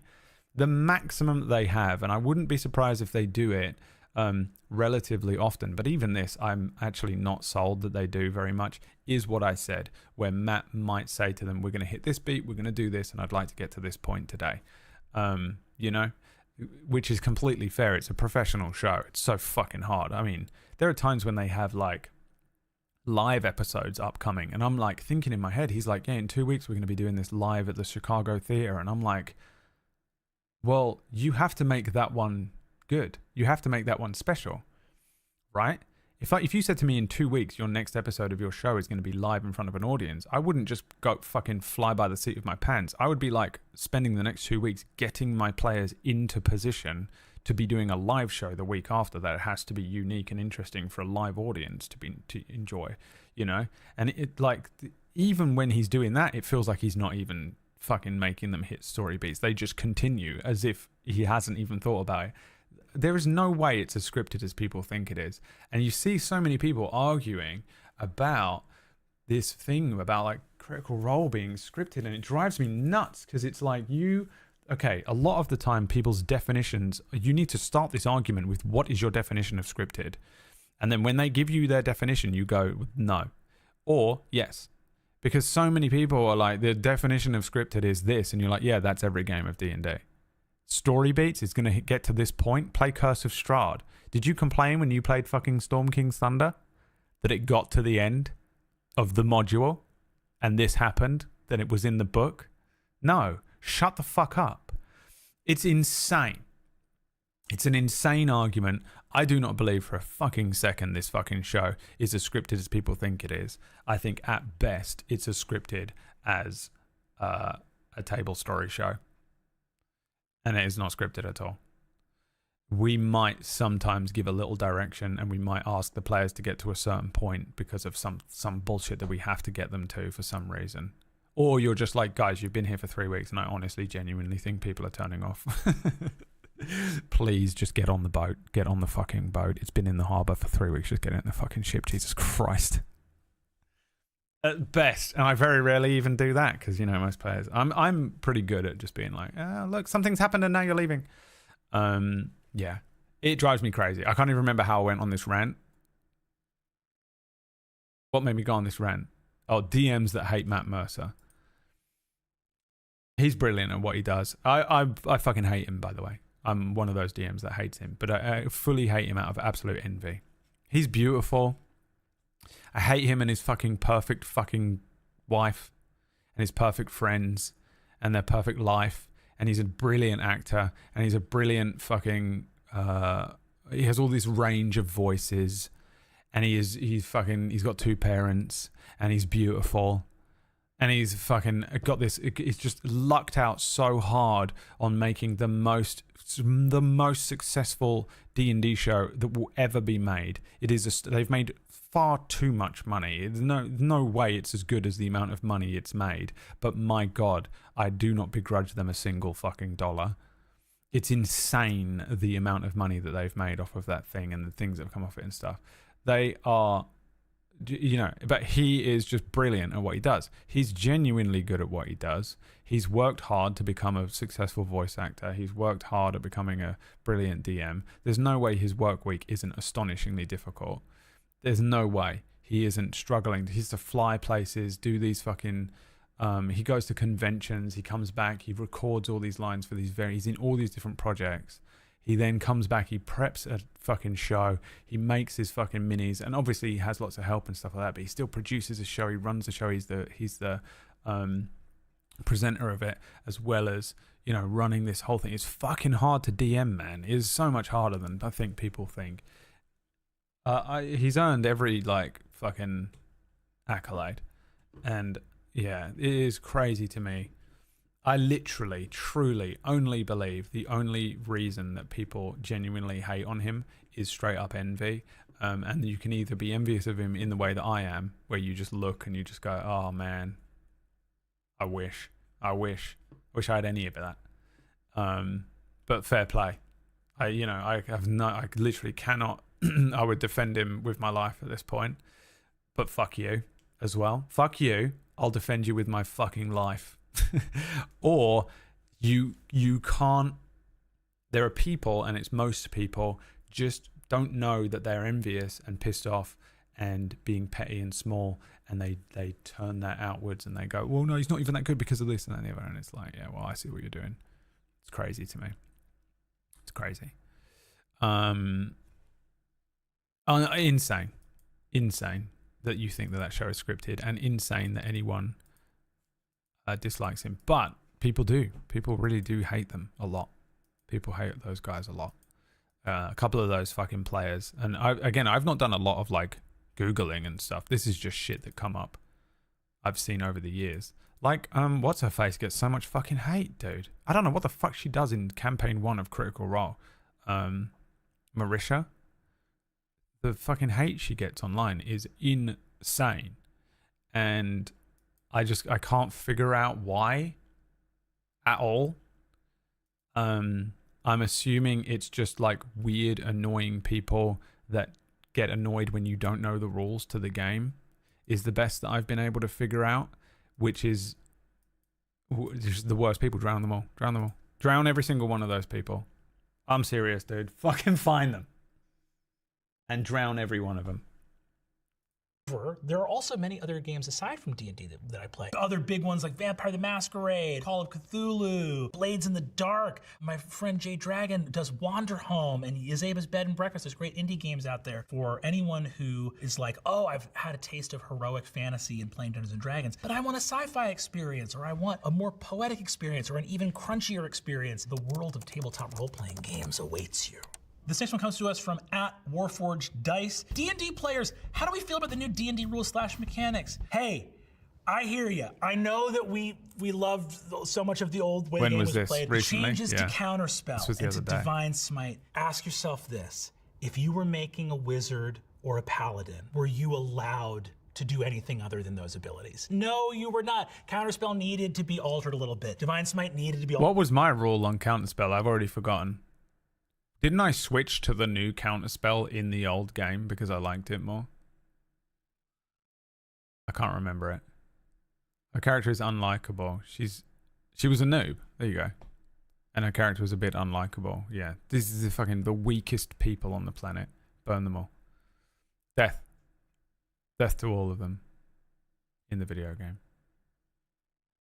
Altered a little bit. Every damage dealing build that was a super damage dealer had to involve Divine Smite. It was mandatory. Counterspell, mandatory. And anytime an ability in a game is mandatory, you have to ask yourself if it's a little bit out of balance. And the druids, letting them talk in wild shape? Yes, let them talk. I always want them to be able to talk in wild shape. That's a rule that just helps DMs out. When is it ever helpful for someone to not be able to speak? It's never helpful. Let the druids talk. I want that dog to talk. @NotCavid. Okay, but what if I said I wanted to play a Wild West setting D&D campaign? What then? We've played in many, many different kinds of settings and genres all across the spectrum. We have Fantasy High, where we play D&D in a high school for fantasy heroes. We play The Unsleeping City. At Madison Square Garden, We can there's a talk live in show wild playing shape now? D&D at the Garden in I New feel York like City, I because just The used to Unsleeping allow that City anyway, is didn't I? set in a magical version of New York City. We even played a Starstruck I'm Odyssey crazy. set in the sci-fi Wasn't Jill setting then of able to Anarch speak? era, written by noted comics author Elaine Lee. Also my mom, if you can believe that. I adapted my mom's comic book series into a D&D campaign. That's There's a lot of sick. people who enjoy That's home fucking brewing cool as and shit. stretching the creative boundaries, chop shopping or jury rigging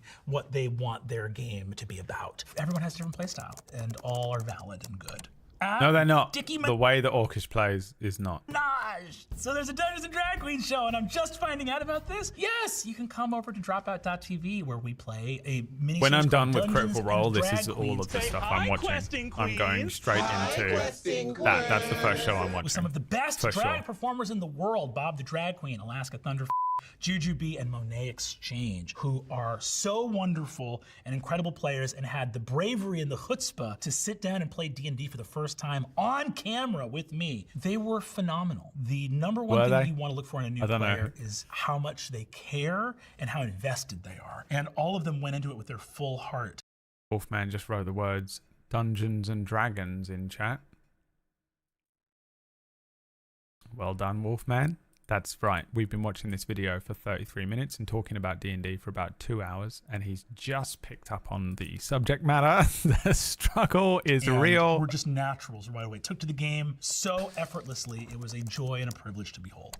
Next Why one did you comes from write that? Bug Hop D. My son just asked a D&D question I don't know how to answer. What does a mimic look like when it's not mimicking? In their natural state, mimics appear as amorphous shapes with speckled gray skin, similar in appearance to granite. But since they are such shape-changing extraordinaires, you'll rarely encounter one in its regular form. Mimics are shape changers, much like doppelgangers. We had a mimic in I don't our know high if I've school ever for hero used a setting mimic, Fantasy by the High way. that looked like a standard If examination. you subscribe right room now, I desk. promise I'll put like one to in my imagine next campaign. That they have a penchant for disguising themselves exclusively as furniture.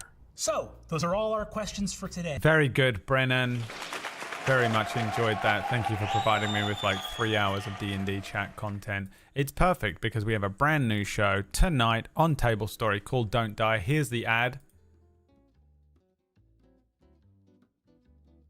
What a great ad, everyone. I think we all enjoyed it. Honestly, the ad is incredible, and I wish I could play it. Is it on YouTube? It's got to be. I can just watch the video of it.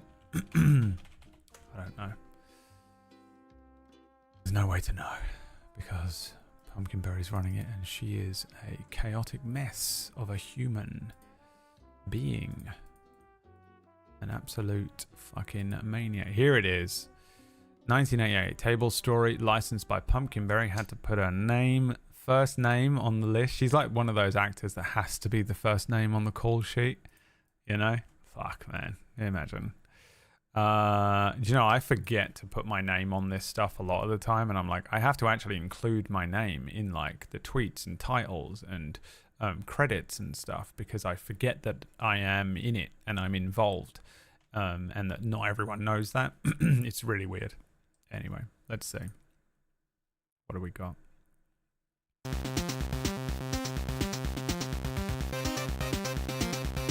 Oh, I need to get off the screen. Let me start it again. So you can read it.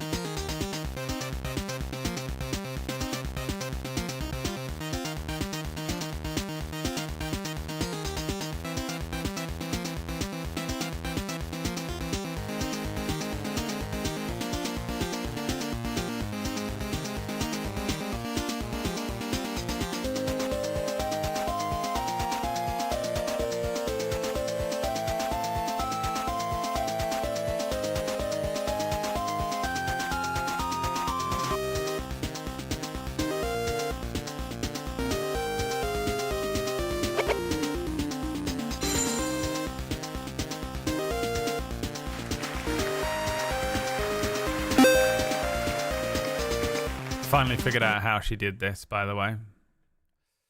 Don't die tonight on Table Story.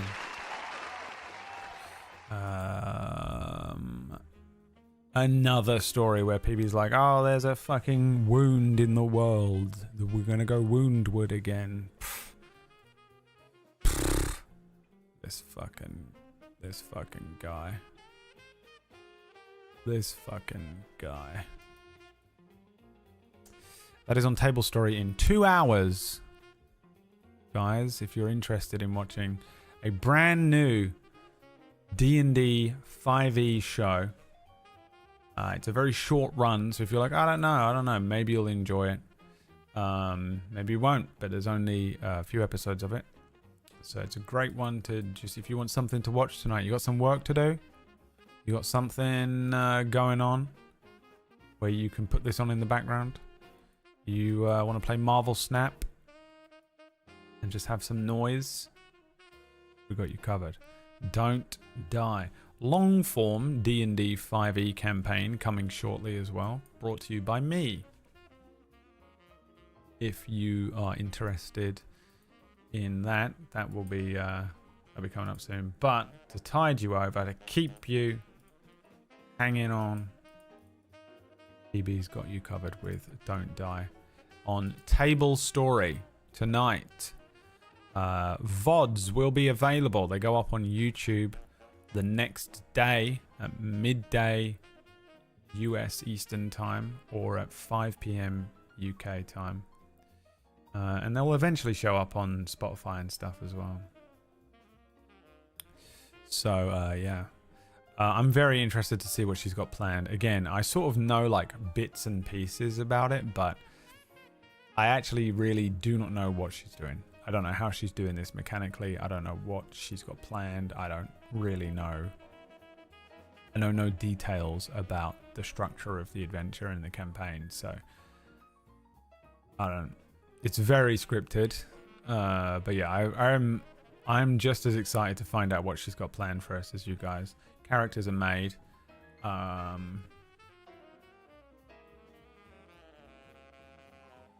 guess we'll see, won't we? 2 hours, Table Story.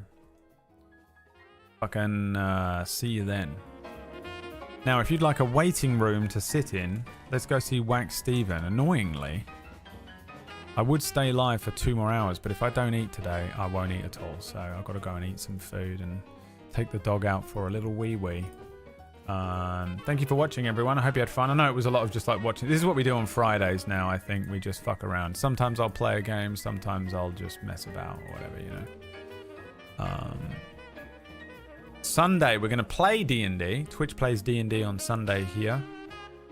And then next week we get back into all the different games as well. Thanks for watching. Thanks to anyone who subbed. I appreciate it. I'll see you on Table Story in a couple of hours for Don't Die. Don't miss it. Or die. Bye.